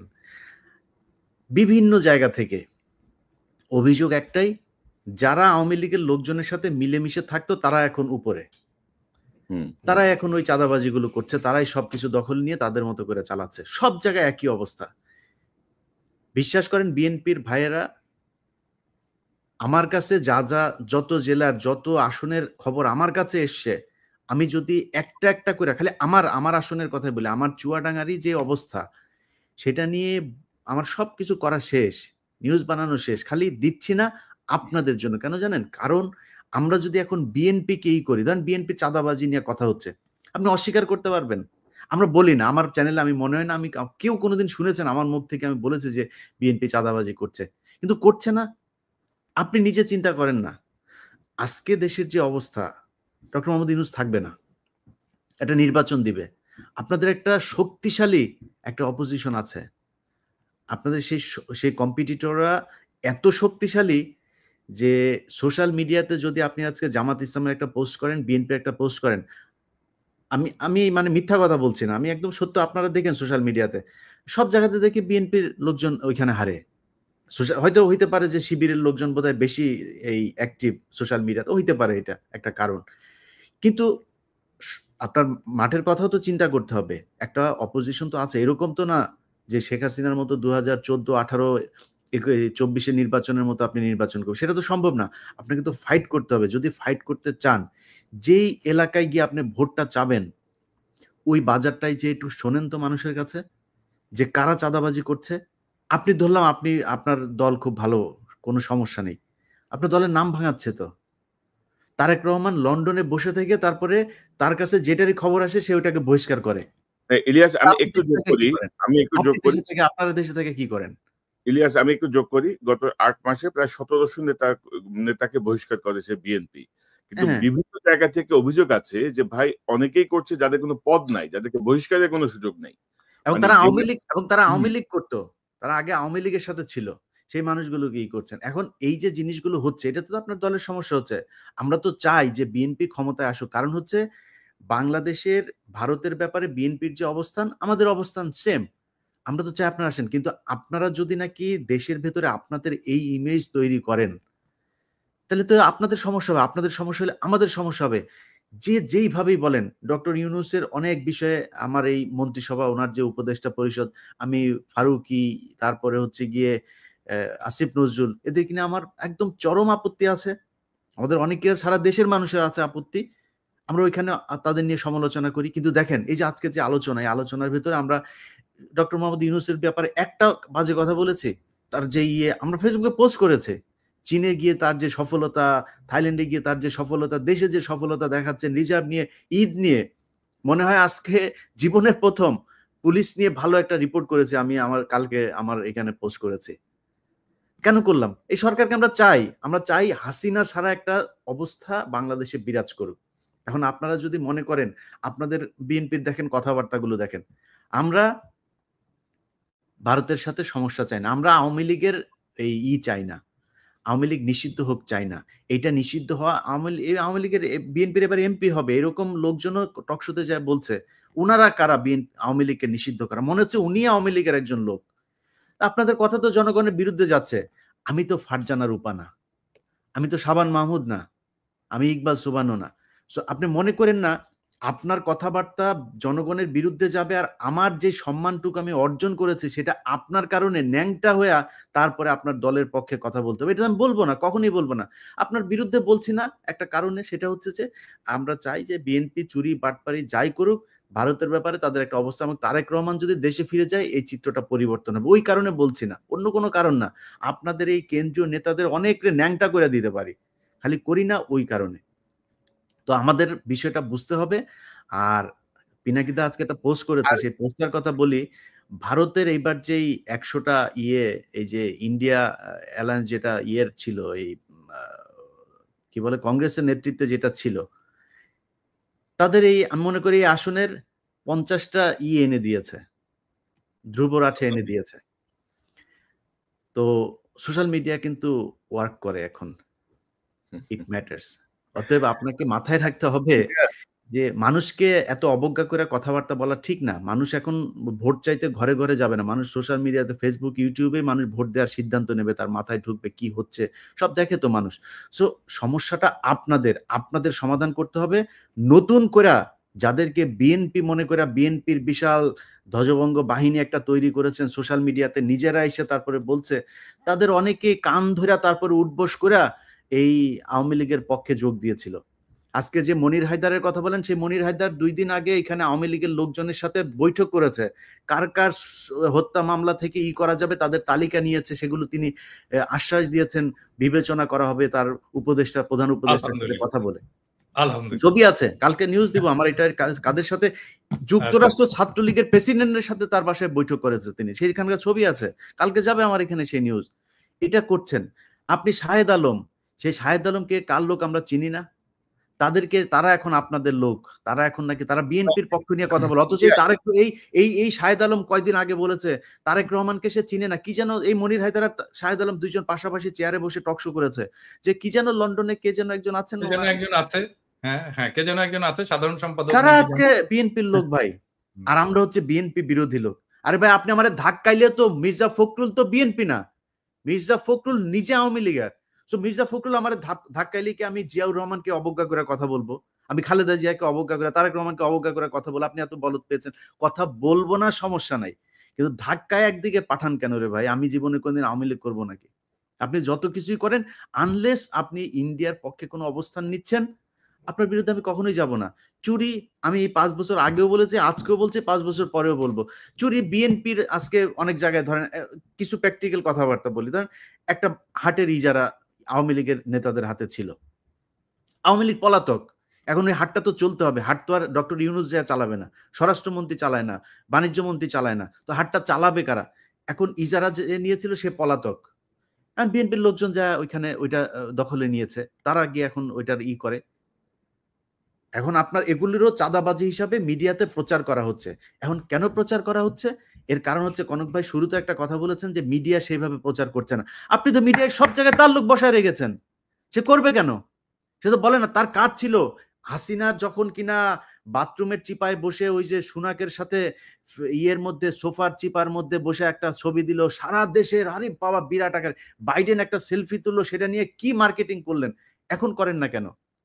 ওরে নিয়ে ইউনূসে নিয়ে মানে চীন যে মানে সম্মান দিয়েছে, এটা যদি হাসিনারে দিত আর কি করতেন আপনারা? তো সেটা করে না কেন? এর করে না কারণ কি? কারণ কি ওই জায়গাগুলোতে এখনো তাদের লোক বসানো। ভাই ওইটা ঠিক করেন। ওগুলি যদি ঠিক করেন, পিনাকি, ইলিয়াস, কনক সারোয়ার এদের কাছে আসতে হবে না মানুষরে। আপনি যখন দেখবেন যে সোশ্যাল মিডিয়ার আমাদের ৫ মিলিয়ন সাবস্ক্রাইবার কেন? কিসের জন্য? মানুষ দেখছে কেন আমাদের ভিডিও? কিছু আছে নিশ্চয়ই। আপনি মানুষের যদি গলা টিপে, অনেক মানুষ আছে, আমি নাম আর আজকে ধরলাম না, এই যে মির্জা ফখরুলের ঘর জামাই ফাহাম আব্দুল সালাম থেকে শুরু করে বহুত আছে। আমারটা আমি বলছি, আমার বক্তব্য পিনাকিদা বা কনক সারোয়ারের না, আমারটা আমি বলছি যে এই অনেক গজানো লোকজন আছে, তাদেরকে এখন সম্মান করে চলতে হবে। কেন মানুষ আমার কথা শুনে, কেন কনক সারোয়ারের কথা শুনে, কেন পিনাকি ভট্টাচার্যের কথা শুনে, এইটা তাদের সমস্যা। আর ভাই কেন আপনারটা শোনেন না, সেটা আপনার সমস্যা। আপনি চিন্তা করেন আপনি কি বলবেন, কি বলা উচিত, কেমনে চলা উচিত। শোনে না কেন, আমারটা শোনে কেন, সেইটাও বাংলাদেশের মানুষ হলো গন্ড মূর্খ, বুঝে না। পিনাকি, ইলিয়াস, কনক সারোয়ার এরা হচ্ছে পীর সাহেব, তা এখন এদেরকে আপনি বুঝাবেন কেমনে? এটা নিয়েও শত্রু। সকালবেলা ঘুম থেকে ওইটা দেখি, ওই লন্ডনের একজন পোস্ট করে বসে আছে যে আমারে নিয়ে আমি আপনার কনক ভাইয়ের নাম নাই, আমার আপনার নাম আছে, আমরা হইলাম গিয়া নাকি কি করছি। কয়দিন আগেও সে ফোন করলো, কি সুন্দর মিষ্টি মিষ্টি কথা। এখন ফোন করে ধরেন ২ বার ফোন করে, ৩ বার ফোন করার পরে হয়তো ধরতে পারি না, একবার ফোন করে। ভাই ফোন ধরবো কয়টা? সময় পাই না তো। এটা আপনারা বুঝেন যে আপনাদের কাছে কি পরিমাণে ফোন আসে। এখন আমার কাছে ধরেন একজন উপদেষ্টা আমার সাথে কথা বলছে, এখন একজন পুলিশের একজন ডিসি আমাকে ফোন করলো, আমি কাটটা কেটে কাটটা দুইজনই তো গুরুত্বপূর্ণ। আমাদের তো গুরুত্বপূর্ণ অনেক মানুষের সাথে কথা বলা লাগে, কথা বলি। এর মধ্যে একটা ফোন মিস হয়েছে, ফোন দিতে পারি নাই, নিজের ব্যক্তিগত কাজ আছে। এখনো তো ভাই গাড়ি চালাই, অত ধান্দাবাজি করে তো খাই না, এখনো সপ্তাহে একদিন গাড়ি চালানো লাগে। তা আপনি কি মনে করেন যে আপনার মানে এই করবেন, যা মনে চায় তাই বলবেন, আপনাদের মতো করে চলতে হবে, না চললে আবার বিরুদ্ধে কথা বলবেন? তবে যাই হোক, তবে আমরা শেখ হাসিনার চোখ রাঙানিদের পাত্তা দিই নাই, ২ পয়সা তোয়াক্কাও করি নাই। শেখ হাসিনার মতো একটা ফ্যাসিস্ট বর্বর শাসক শেখ হাসিনা না, শেখ হাসিনা এবং মোদির উভয়ের চোখ রাঙায়নি উভয় যে চক্র পাত্তা দেয় নাই। তো এখন এই নতুন নতুন নব্য বিএনপির নেতারা যারা ক্ষমতায় যাওয়ার স্বপ্ন দেখছে তাদের চোখ রাঙানি আমরা তোয়াক্কা করবো, এটা ভাবে কি করে, এটাই তো বুঝি না। তো আমরা অনুষ্ঠানের শেষ দিকে আমরা একটা প্রসঙ্গ নিয়ে কথা বলতে চাই দাদা। ডক্টর ইউনূসের যে ক্যারিসমাটিক নেতৃত্ব, সেটা কিন্তু পরবর্তী যে রাজনৈতিক নেতৃত্ব বাংলাদেশের রাষ্ট্র ক্ষমতায় আসবে তাদের কাজকে ক্রমশ কঠিন করে দিচ্ছে। মানে গুড গভর্নেন্স বলতে যা বোঝায়, একজন শাসকের যা করা উচিত, সেই জায়গাটায় আমার মনে হয় যেন সবাই শঙ্কিত। এবং আমি একবার বলছিলাম বুকে পাথর চাপা দিয়ে অনেকের বুকের সে পাথর এখন পাথর এবার পাহাড় হয়ে গেছে, পাহাড়ের পাথর। তো এগুলো কিন্তু কঠিন করে দিচ্ছেন, কিন্তু উনি কিন্তু সবকিছু কঠিন করে দিচ্ছেন। আপনি দেখেন একটা পাজামা পাঞ্জাবি, একটা স্নেকার্স আর একটা কটি লাগাই উনি পুরা দুনিয়া মাথায় বাড়াচ্ছেন। হুম, এবং কোনো কিছুই নাই। দেখেন তার মধ্যে কিন্তু ওরকম কোনো এক্সপোজারও নাই। তো এই বিষয়গুলো কিন্তু মানুষকে খুব টাচ করছে এবং ক্রমশ কঠিন করে তুলছে পরবর্তী রাজনীতিবিদদের। তো আমরা এদের জন্য আপনার কোনো বক্তব্য আছে কিনা? পাশাপাশি ডক্টর ইউনূস কিন্তু তার এই কৃতিত্বের একটা জায়গায় কিন্তু ক্ষতিগ্রস্ত করছেন তার এই উপদেষ্টা পরিষদ দিয়ে। মানে মানে কমপক্ষে ১৫ জনকে তার আরো ৬ মাস আগে ঘাট ধরে বের করে দেওয়া উচিত ছিল। মানে ফর ইনক্যাপাবিলিটি অর ইনএফিশিয়েন্সি অর সবকিছু মিলায়। তো এই জায়গাটায় ডক্টর ইউনূস সাহেব কেন আ দেখছেন না বা দেখেও তিনি কেন মেনে নিচ্ছেন? খুব সংক্ষেপে আপনার কাছ থেকে শুনে তারপর ইলিয়াসের বক্তব্য শুনব। মানে আমি যেহেতু প্রফেসর ইউনূসের সাথে কাজ করছি, সেইজন্য আমি জানি উনার ম্যানেজমেন্ট স্টাইলটা। উনি এটা করবেন না। হ্যাঁ? উনি উনার টিমকে এভাবেই ডিল করেন আরকি। আমি কিন্তু খুবই ঘনিষ্ঠভাবে কাজ করছি। অল্প সময় কিন্তু আমার আর্লি ক্যারিয়ারে খুবই ঘনিষ্ঠভাবে কাজ করছি। আমি উনার পাশের রুমেই বসতাম আরকি। এবং গ্রামীণ ব্যাংকের যে স্বাস্থ্য কর্মসূচি, সেটার আমি কোঅর্ডিনেটর ছিলাম ঢাকায়। তো আমি উনার ম্যানেজমেন্ট স্টাইল জানি আরকি উনি কিভাবে কাজ করেন। তো সেইজন্য এটা উনি করবেন না। কিন্তু এই যতগুলো জিনিস কনক আপনি বললেন যে উনি যে হাই স্ট্যান্ডার্ড সেট করে যাচ্ছেন, এটা পলিটিক্যাল লিডারশিপ এটাকে ফলো করতে পারবে কিনা। নাম্বার 2 হচ্ছে যে উপদেষ্টা মণ্ডলীর কিছু উপদেষ্টার আম অপদার্থতা, এটাকে উনি কিভাবে ম্যানেজ করবেন, এর সবকিছুর একটা সলিউশন আমি কিন্তু দিয়েছিলাম। আমি জানি না এটা আম বেশি আমি দিয়েছিলাম জন্যই বোধহয় বেশি মানুষ এটা নিয়ে আলোচনা করেনি। সেটা হচ্ছে ট্রানজিশনাল গভর্নমেন্ট। যে ট্রানজিশনাল গভর্নমেন্টে সব রাজনৈতিক দলের প্রতিনিধিত্ব থাকবে এবং এই উপদেষ্টা পরিষদে বেস্ট পারফর্মিং উপদেষ্টারা থাকবেন। আর রাজনৈতিক দলগুলো থেকে বিভিন্নভাবে বিএনপি হোক, জামাত হোক, এমনকি সেটা এনসিপি হোক, তারপর এবি পার্টি হোক, এমনকি নূরের দল, বাম, যারাই হোক সবাইকে মিলে একটা নতুন মন্ত্রিসভা তৈরি করা এবং যেই ইয়েতে উপদেষ্টা পরিষদে তারেক রহমানের অন্তর্ভুক্তি উপপ্রধান উপদেষ্টা করে। এই ট্রানজিশনাল গভর্নমেন্টের ফর্মুলাটা যদি সবাই গ্রহণ করত, তাহলে আমাদের কিন্তু অনেক সমস্যার সমাধান হয়ে যেত। মানে ধরেন তখন তারেক রহমান প্রস্তুত হয়ে যেত। তার যে সিলসিলা, প্রফেসর ইউনূসের যে সিলসিলা, সেইটার সিলসিলাটা তারেক রহমান পরে বহন করতে পারতেন। ট্রেন্ড হতেন প্রফেসর ইউনূস কিভাবে রাষ্ট্র চালাচ্ছেন, কার সাথে কার কি সম্পর্ক, সেই সম্পর্কটাকে উনি ট্রান্সফার করে দিয়ে যেতে পারতেন তারেক রহমানের কাছে। এবং তারেক রহমানের ইমেজের যদি কোনো আছে, কিছু প্রবলেম তো আছেই, ইমেজের প্রবলেম আছে। যেটা তৈরি হোক অথবা সত্য হোক, সেই ইমেজটা ক্লিন আপ হয়ে যেত এই সময়ের মধ্যে। উনার নেতৃত্বের গুণাবলী বিকশিত হতো এবং আমি অপদার্থ উপদেষ্টাদেরকে বের করে দিতে পারতাম। বিএনপিরও যারা মন্ত্রী হতে চায়, যারা ক্ষমতায় আসতে চায়, তারাও ক্ষমতার স্টেক পেল, ভাগ পেল। তারা ক্ষমতায় এসে তাদের কাজ দেখাতে পারলো যে তারা কেমন ইয়ে করবে। আবার আরেক দিক থেকে দায়টা কিন্তু পুরোপুরি প্রফেসর ইউনূসের, বিএনপি কে নিতে হচ্ছে না কিন্তু। যদি এটা ফেইলও করে তাহলে দায়টা প্রফেসর ইউনূসেরই থাকে। এইভাবে এই পুরো প্রবলেমটাকে সলভ করা যায় এবং এটা যদি বিএনপি চায়, এটা আসলে মূল স্টেক তো এটা বিএনপির। বিএনপিকে মানতে হবে। বিএনপি যদি চায় আমি এটাকে ফ্যাসিলিটেট করতে পারি অন্যান্য সব পার্টির সাথে, এমনকি প্রফেসর ইউনূসের সরকারের সাথেও ফ্যাসিলিটেট করে এটাকে যেন রূপ দেওয়া যায় সেই চেষ্টা আমি করতে পারি। বাইরের একজন লোক লাগে। আমি ভলান্টিয়ার করলাম। আমার চেয়ে অনেক যোগ্য লোক আছে। তারাও করতে পারে। কিন্তু যেহেতু আমি এটা আইডিয়াটা কনসিভ করেছিলাম, সেজন্য আমি যদি এটার সাথে যুক্ত থাকি, আমি মনে হয় যে এটাকে ফ্যাসিলিটেট করতে পারবো। আমি সবাইকে সবার সুবিধাগুলো বুঝিয়ে দিতে পারবো আরকি। জি, দাদা এই যে ইলিয়াস আপনার কাছ থেকে একটু শুনি। ইলিয়াসের ট্রানজিশনাল গভর্নমেন্টের ব্যাপারে তোমার মতামত কি? মানে না, ডক্টর না, ইউনূসের আপনি আপনি কৃতিত্ব অনেকটাই ম্লান হয়ে যাচ্ছে, কিন্তু তার উপদেষ্টা বা ম্লান হওয়ার থেকে আমি বলব যে উনি যে গতিতে যাচ্ছেন, আমরা আরো অনেক বেশি সুফল পেতাম, আরো অনেক বেশি কি বলবো মানে গতিশীল থাকতো প্রত্যেকটা ডিপার্টমেন্ট যদি ওনার উপদেষ্টারা ওনার সাথে তাল মিলাইতে পারতেন।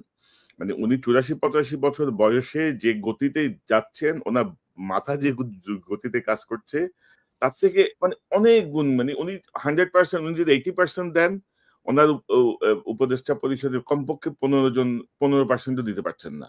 তো সেই জায়গাটা উনি এই দায়টা কেন নিচ্ছেন বা কি করণীয়, ইলিয়াস আপনি কি মনে করেন? না, উনার ধরেন যেটা আপনি গতির কথা যেটা বলছেন, সেই গতির চাইতেও সবচেয়ে বড় জিনিস হলো আমার মনে হয় কি যে এই ডক্টর ইউনূসের কিছু, কিছু জায়গায় উনি আসলে আমার আমার ধারণা যে উনিও তো বয়স হয়েছে। আন্তর্জাতিক বিষয়গুলো দেখতে গিয়ে, অর্থনৈতিক এই বিষয়গুলো দেখতে গিয়ে উনি দেশের অভ্যন্তরীণ বিশেষ করে যেমন আ স্বরাষ্ট্র মন্ত্রণালয়, আইন মন্ত্রণালয় এইসব মন্ত্রণালয়গুলোর ব্যাপারে উনার মনে হয় মানে সময় দেওয়ার সুযোগ কম। আমি আমি মনে করি যে উনার আশেপাশে এই যে 'প্রথম আলো', 'ডেইলি স্টারের' যেই বলয় আসিফ নজরুলের যেই প্যারালাল আরেকটা গভর্নমেন্ট আসিফ নজরুল তৈরি করেছে, এই জায়গাটা দেখেন আমরা অনেক সমালোচনা করি। দেশের মানুষের আমি আজ পর্যন্ত কাউকে দেখি নাই যে এর সমালোচনা ওর সময় কিন্তু ডক্টর মোহাম্মদ ইউনূসের সমালোচনা কেউ করে না। তো আমি শুধু ছোট করে এতটুকুই বলব যে ডক্টর মোহাম্মদ ইউনূসের উচিত যে উনার এই জায়গাগুলো ঠিক করা। উনার এই শেষ বয়সে এসে নিশ্চয়ই উনি ব্যর্থ হতে চান না। উনি যদি ব্যর্থ হতে না চান, এই জায়গাগুলো ঠিক করা দরকার যাতে এই প্যারালাল গভর্নমেন্ট তৈরি করে যারা আওয়ামী লীগ এবং ভারতের দেখেন কালকে একটা কথা শুনলাম যে এই যে মামলাটা বাংলাদেশে চলছে আন্তর্জাতিক অপরাধ ট্রাইব্যুনালে, এই সেম মামলাটা আমাদের আপনার ইয়েতেও করার সুযোগ আছে। আন্তর্জাতিক ইয়েতে আদালতে। তো ওইখানে করার জন্য আসিফ নজরুল দিচ্ছে না, পারমিশন দিচ্ছে না। তিনি কারণ হিসাবে বলেছেন যে এইটা নাকি ওইখানে গেলে আমাদের দেশের অভ্যন্তরীণ এই তদন্তগুলোতে সমস্যা হবে, এখানে শাস্তি দিতে সমস্যা হবে। ওইটাতে হইলে আমাদের এখানে সমস্যা কি? আন্তর্জাতিকভাবে যদি নাকি শেখ হাসিনাকে কোনোভাবে পানিশমেন্ট দেওয়া যায় বা বিচার করা যায়, সেটা তো আরো ভালো আমাদের জন্য। তারপরে কয়েকদিন আগে আপনি দেখেছেন যে এই যে সিলভিয়া থেকে শুরু করে আইন মন্ত্রণালয়টা তার নিজের ব্যক্তিগত সহকারী এটা নিয়ে প্রতিদিনই বলি যে এই শামসুদ্দিন মাসুম সে ছিল হইলো এবিএম খায়রুল হকের পার্সোনাল সেক্রেটারি তাকে সে তার কাছে এনে বসিয়ে রেখেছে এবং আইন মন্ত্রণালয়ে শুনুক। আইন মন্ত্রণালয়ে আসিফ নজরুল একদিন ডেকে গোপনে ওইখানকার কয়েকজন বিচারক-টিচারক এদের তারপরে এই সচিব এদেরকে ডাকুক। ডেকে জিজ্ঞেস করুক কি অবস্থা? অনেক জায়গায় আছে একই লোকজন। তো এদেরকে যদি সরানো যায় আমার মনে হয় আরো বেশি ভালো হইতো। মানুষ আরো স্বস্তি পেত। আ এই তো আরকি। আর আমি এখন তো বিএনপির ইলিয়াস, ব্যাপারে সবচেয়ে এখন যে তো বিষয়টা বলব যে বিএনপির উচিত হবে অ্যা যে সোশ্যাল মিডিয়াতে যেসব জিনিসগুলো এখন যাচ্ছে, যেই মানুষ যেসব সমালোচনাগুলো করে, এইসব সমালোচনাগুলোর ব্যাপারে তারা আমার মনে হয় আরো বেশি সিরিয়াস হবে যে কোথায় কি হচ্ছে, আসলেই কি সমস্যাটা হচ্ছে কিনা? কারণ সামনে তারেক রহমান কিন্তু বারবার একটা কথা বলেন যে সামনের নির্বাচনটা অনেক কঠিন নির্বাচন হবে বিএনপির জন্য। সো সেই কঠিন নির্বাচনটা তাদের যদি উতরাতে হয় তাহলে অবশ্যই তাদের যে অপোজিশন সেটাকে খুব স্ট্রং মনে করতে হবে। এটা মনে না করে যদি নির্বাচনে যায়, আমার মনে হয় আ ১৯৯১ সালের নির্বাচনে যেমন শেখ হাসিনা মন্ত্রিসভা গঠন করে ফেলেছিল, খালেদা জিয়া পরে প্রধানমন্ত্রী হন। আমার মনে হয় সেই পরিস্থিতি হয়ে যেতে পারে। তবে ইলিয়াস, আমার পর্যবেক্ষণ হচ্ছে জনাব তারেক রহমান তার যে বক্তব্যগুলো দিচ্ছেন, এগুলো তার বাংলাদেশের নেতারা ঠিক ধরতে পারছেন না অথবা বুঝতে পারছেন না। এটার ডেপথটা বুঝতে পারছেন না। এটার মেসেজটা ধরে কাজ করতে পারছেন না। ধরেন একটা দলের প্রধানকে কিন্তু একটা ডিপ্লোম্যাটিক অবস্থানে সবসময় থাকতে হয়। হুম, মানে আপনি যেভাবে কথা বলি, ধরেন আজকে যদি আপনি কোন একটা দায়িত্বে যান, আপনি এভাবে কথা বলতে পারবেন না। পিনাকিদা একটা দায়িত্বে গেলে এভাবে কথা বলতে পারবে না। আমরা এখন অনেক স্ট্রেইট কথা বলি। কিন্তু হুম, একটা দায়িত্বে যখন সেজন্য আপনি তো যেতে চাই না। সেজন্য হ্যাঁ, তো যেতে চাই না। তখন আপনাকে একটা ডিপ্লোম্যাটিক অবস্থান নিতে হবে। এবং আপনি যেটি বলছিলেন শুধু আসিফ নজরুলের পিএস না, প্রধান বিচারপতি যিনি পিএস, তারা মানে ৩ বন্ধু মিলে এখন আ সুপ্রিম কোর্ট এবং আইন মন্ত্রণালয় চালাচ্ছে। আর আমরা অনেক কথাই বলছি। পিনাকিদা একটা কথা বলে না? ওই যে ইংরেজিতে যেহেতু বলছে নিশ্চয়ই এ বা ইংরেজি যদি করতে তাহলে ঠিকই করছে। ঠিকই কইছে। তো এখন আমার মনে হয় যে কিছু মানুষের মধ্যে এই জিনিসটা ছড়াইছে। আমরা যেহেতু কিছু বলছি, নিশ্চয়ই এখানে কোনো অন্য উদ্দেশ্য আছে। নিশ্চয়ই আমরা নির্বাচনকে লম্বা করতে চাই। মানে নির্বাচনকে পিছাইতে চাই। নিশ্চয়ই আমরা মানে এরকম কিছু ভাবনা আমরা দেখতে পাচ্ছি। নিশ্চয়ই আমরা চাই না বিএনপি ক্ষমতায় আসুক। আমরা চাই না ক্ষমতা, বিএনপি বিএনপি আসুক। ক্ষমতা আসলে আমাদের সমস্যা কি? আমাদের তো কোনো সমস্যা নাই। এটাই তাই তো না? কথা। আমরা তো আমরা বসে কেন আছি যে চাইবো না? বিএনপি ক্ষমতায় আসলে আমরা দেশে যাব। আমরা তো অদ্ভুত একটা সময় পার করতেছি এবং এগুলো বিএনপির লোকজন। আর ধরেন একটা খবর দিতে চাই দাদা, যেটা মির্জা আব্বাসের যে আস্থাশীল যেই আপনার বাংলাদেশের যে মিডিয়া যাদের জবাবদিহিতে আছে তাদের তো অনেক নিউজ এখন পর্যন্ত দেয় না। তো জাস্ট দর্শকদেরকে বলি, একটু পরে আমি হয়তো আমার ফেসবুকে বিস্তারিত দিব। গতকাল ৫ জন সেনা কর্মকর্তাকে মানে সেনা হেফাজতে নেওয়া হয়েছে, অ্যারেস্ট করা হয়েছে।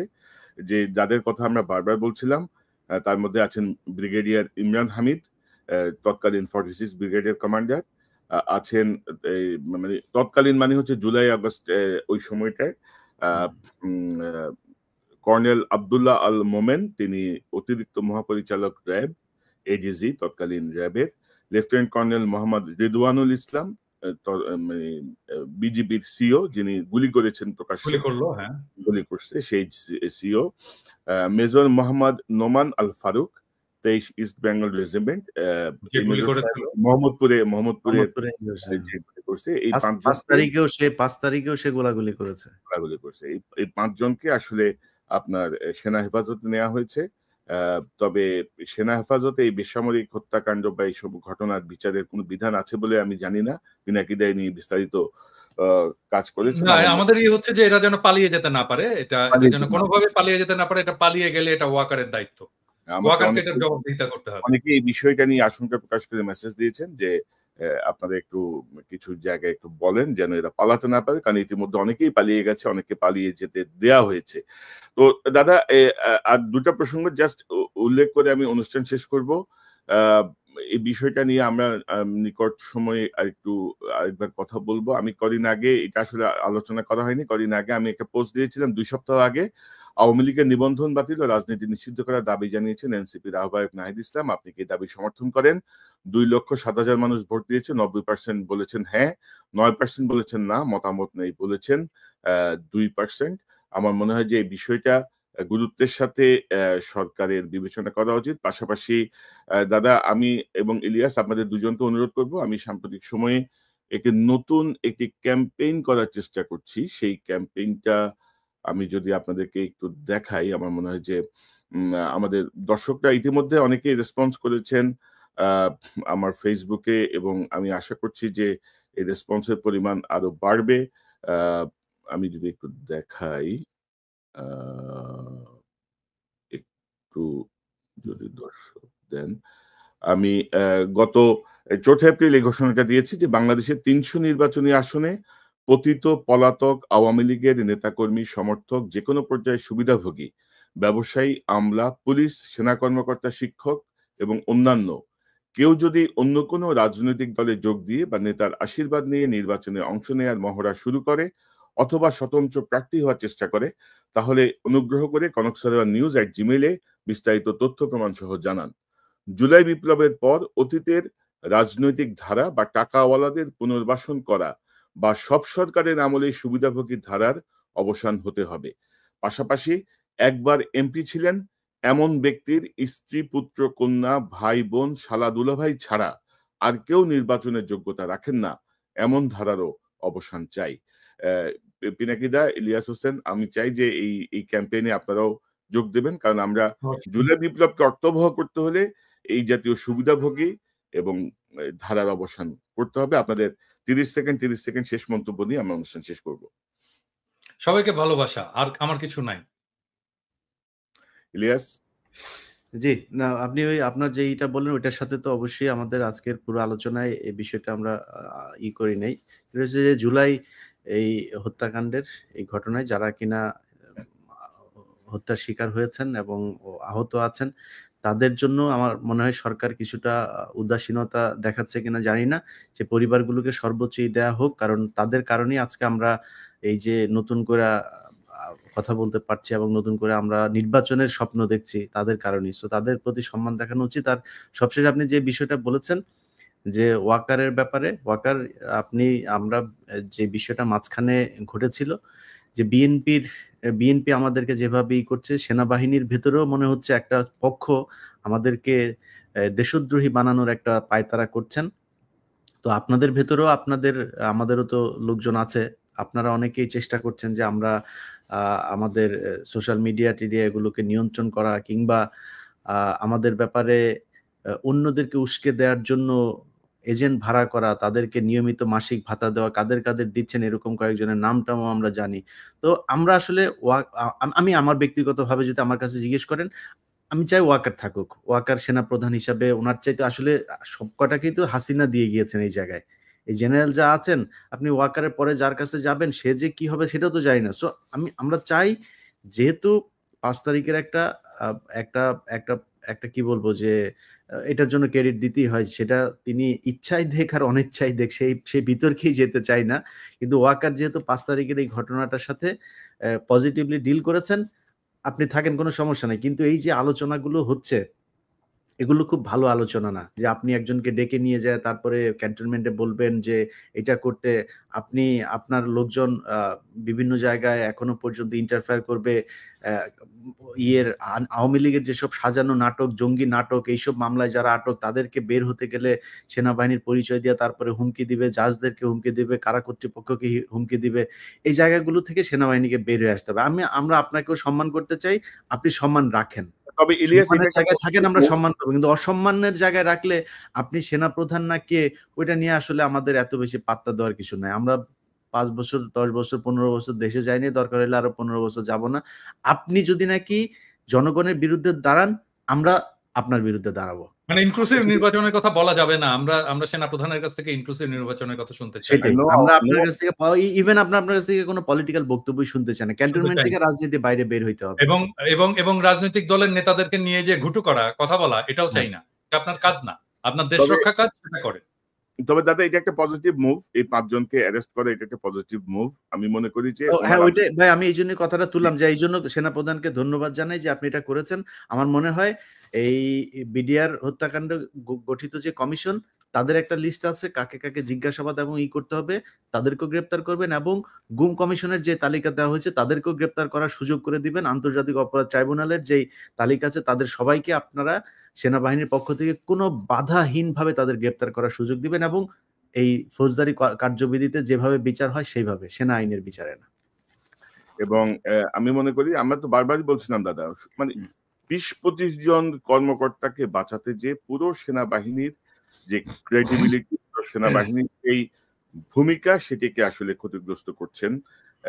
মানে কেন করছেন, কার পরামর্শে করছেন সেটি আমরা জানি না। আমার মনে হয় যেন ইটস এ পজিটিভ মুভ, এবং তিনি আমাদের কথাগুলো পরে হইলেও শুনবেন, বা সকল কিছু দেশের স্বার্থে, সেনাবাহিনীর সম্মানের স্বার্থে।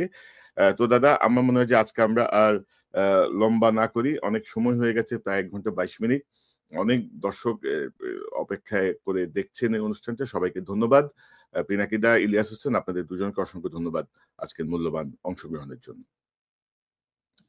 দর্শক, এতক্ষণ যে অনুষ্ঠান শুনলেন, নিশ্চয়ই আপনারা এই আলোচনার মর্মার্থ উপলব্ধি করতে সক্ষম হবেন। আমরা যেটি বলতে চেয়েছি, ডক্টর ইউনূসের যে ক্যারিশমাটিক নেতৃত্ব, সেই নেতৃত্ব বাংলাদেশের মানুষকে একটু নতুনভাবে আশা জাগিয়েছে, এবং আমরা মনে করি যে নির্বাচনের ডামাডোল না তুলে ডক্টর ইউনূসের মাধ্যমে আমাদের দেশের যে আবর্জনাগুলো জমেছিল, যেই কাজগুলো রাজনৈতিক সরকারগুলো করতে পারবে না, সেই কাজগুলো ডক্টর ইউনূসের নেতৃত্বে এই অন্তর্বর্তীকালীন সরকারের মাধ্যমে আমরা যদি সম্পন্ন করতে পারি, তাহলে আমরা একটি সুন্দর বাংলাদেশের দিকে যাব। বাংলাদেশের ৫৪ বছর হয়ে গেছে। সেই ৫৪ বছর ধরে গণতন্ত্রের অভিযাত্রা, দুর্নীতির বিরুদ্ধে সংগ্রাম, এই সংগ্রাম, ওই সংগ্রাম, ক্রমাগত আমরা এগুলো করে গেছি। তো এগুলো থেকে আমার মনে হয় যে বের হয়ে আসার একটি সুযোগ সৃষ্টি হয়েছে। বা নতুন যে ৭ কোটি ভোটার, সেই ৭ কোটি ভোটারের কথা মাথায় রেখে আমাদের রাজনৈতিক নেতারা তাদের বক্তব্য দেবেন, তাদের কর্মসূচি ঠিক করবেন, সেটি আমরা প্রত্যাশা করি। আর পাশাপাশি আমাদেরকে গালাগালি করে কোনো লাভ নাই।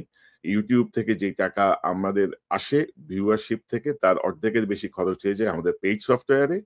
আর যারা আমাদেরকে ইঙ্গিত করে বিভিন্ন দলের বিভিন্ন নেতা যারা কথা বলছেন, তাদের একটা কমিটি বাণিজ্যের ১০ ভাগের ১ ভাগ টাকাও আমরা YouTube থেকে পাই না। এ কথাটি আবারও মনে করিয়ে দিলাম। আমরা বাংলাদেশের পক্ষে কাজ করছি। আমরা বাংলাদেশকে একটি পর্যায়ে নিয়ে যেতে চাই। কোন দলের পক্ষে কাজ করছি না। হাসিনা হুমকি দিয়ে কিছু করতে পারেনি। হাসিনা জেলে পাঠিয়ে পারিবারিকভাবে নির্যাতন করে কিছু করতে পারে নাই। আর এখন তো সেই স্বপ্ন অনেক দূরাগত। সো যারা যেই জায়গায় আছেন ভুল বোঝাবুঝির কোনো অবকাশ নাই। দেশের পক্ষে আসুন। দেশের পক্ষে সবাই মিলে আমরা কাজ করি। পাশাপাশি আরেকটি বিষয় আমি বলতে চাই ডক্টর ইউনূসের ইন্টারভিউ দেখে বা তার কথাবার্তা শুনে যারা বিভ্রান্ত হয়েছিলেন যে এই লোক পারবে না, তিনি তার ক্যাপাবিলিটি ইতিমধ্যে প্রমাণ করে দিয়েছেন। তার সঙ্গে চ্যালেঞ্জে যায় না, তার সঙ্গে ধাক্কাধাক্কিতে যায় না। আপোসে আসেন এবং আমার ধারণা ডক্টর ইউনূস খুব শীঘ্রই হয়তো তার উপদেষ্টা পরিষদ পরিবর্তন করে একটি নতুন কাঠামোর মধ্য দিয়ে হয়তো দেশকে পুনর্গঠন বা নির্বাচনের পথে ক্রমশ এগিয়ে যাবেন।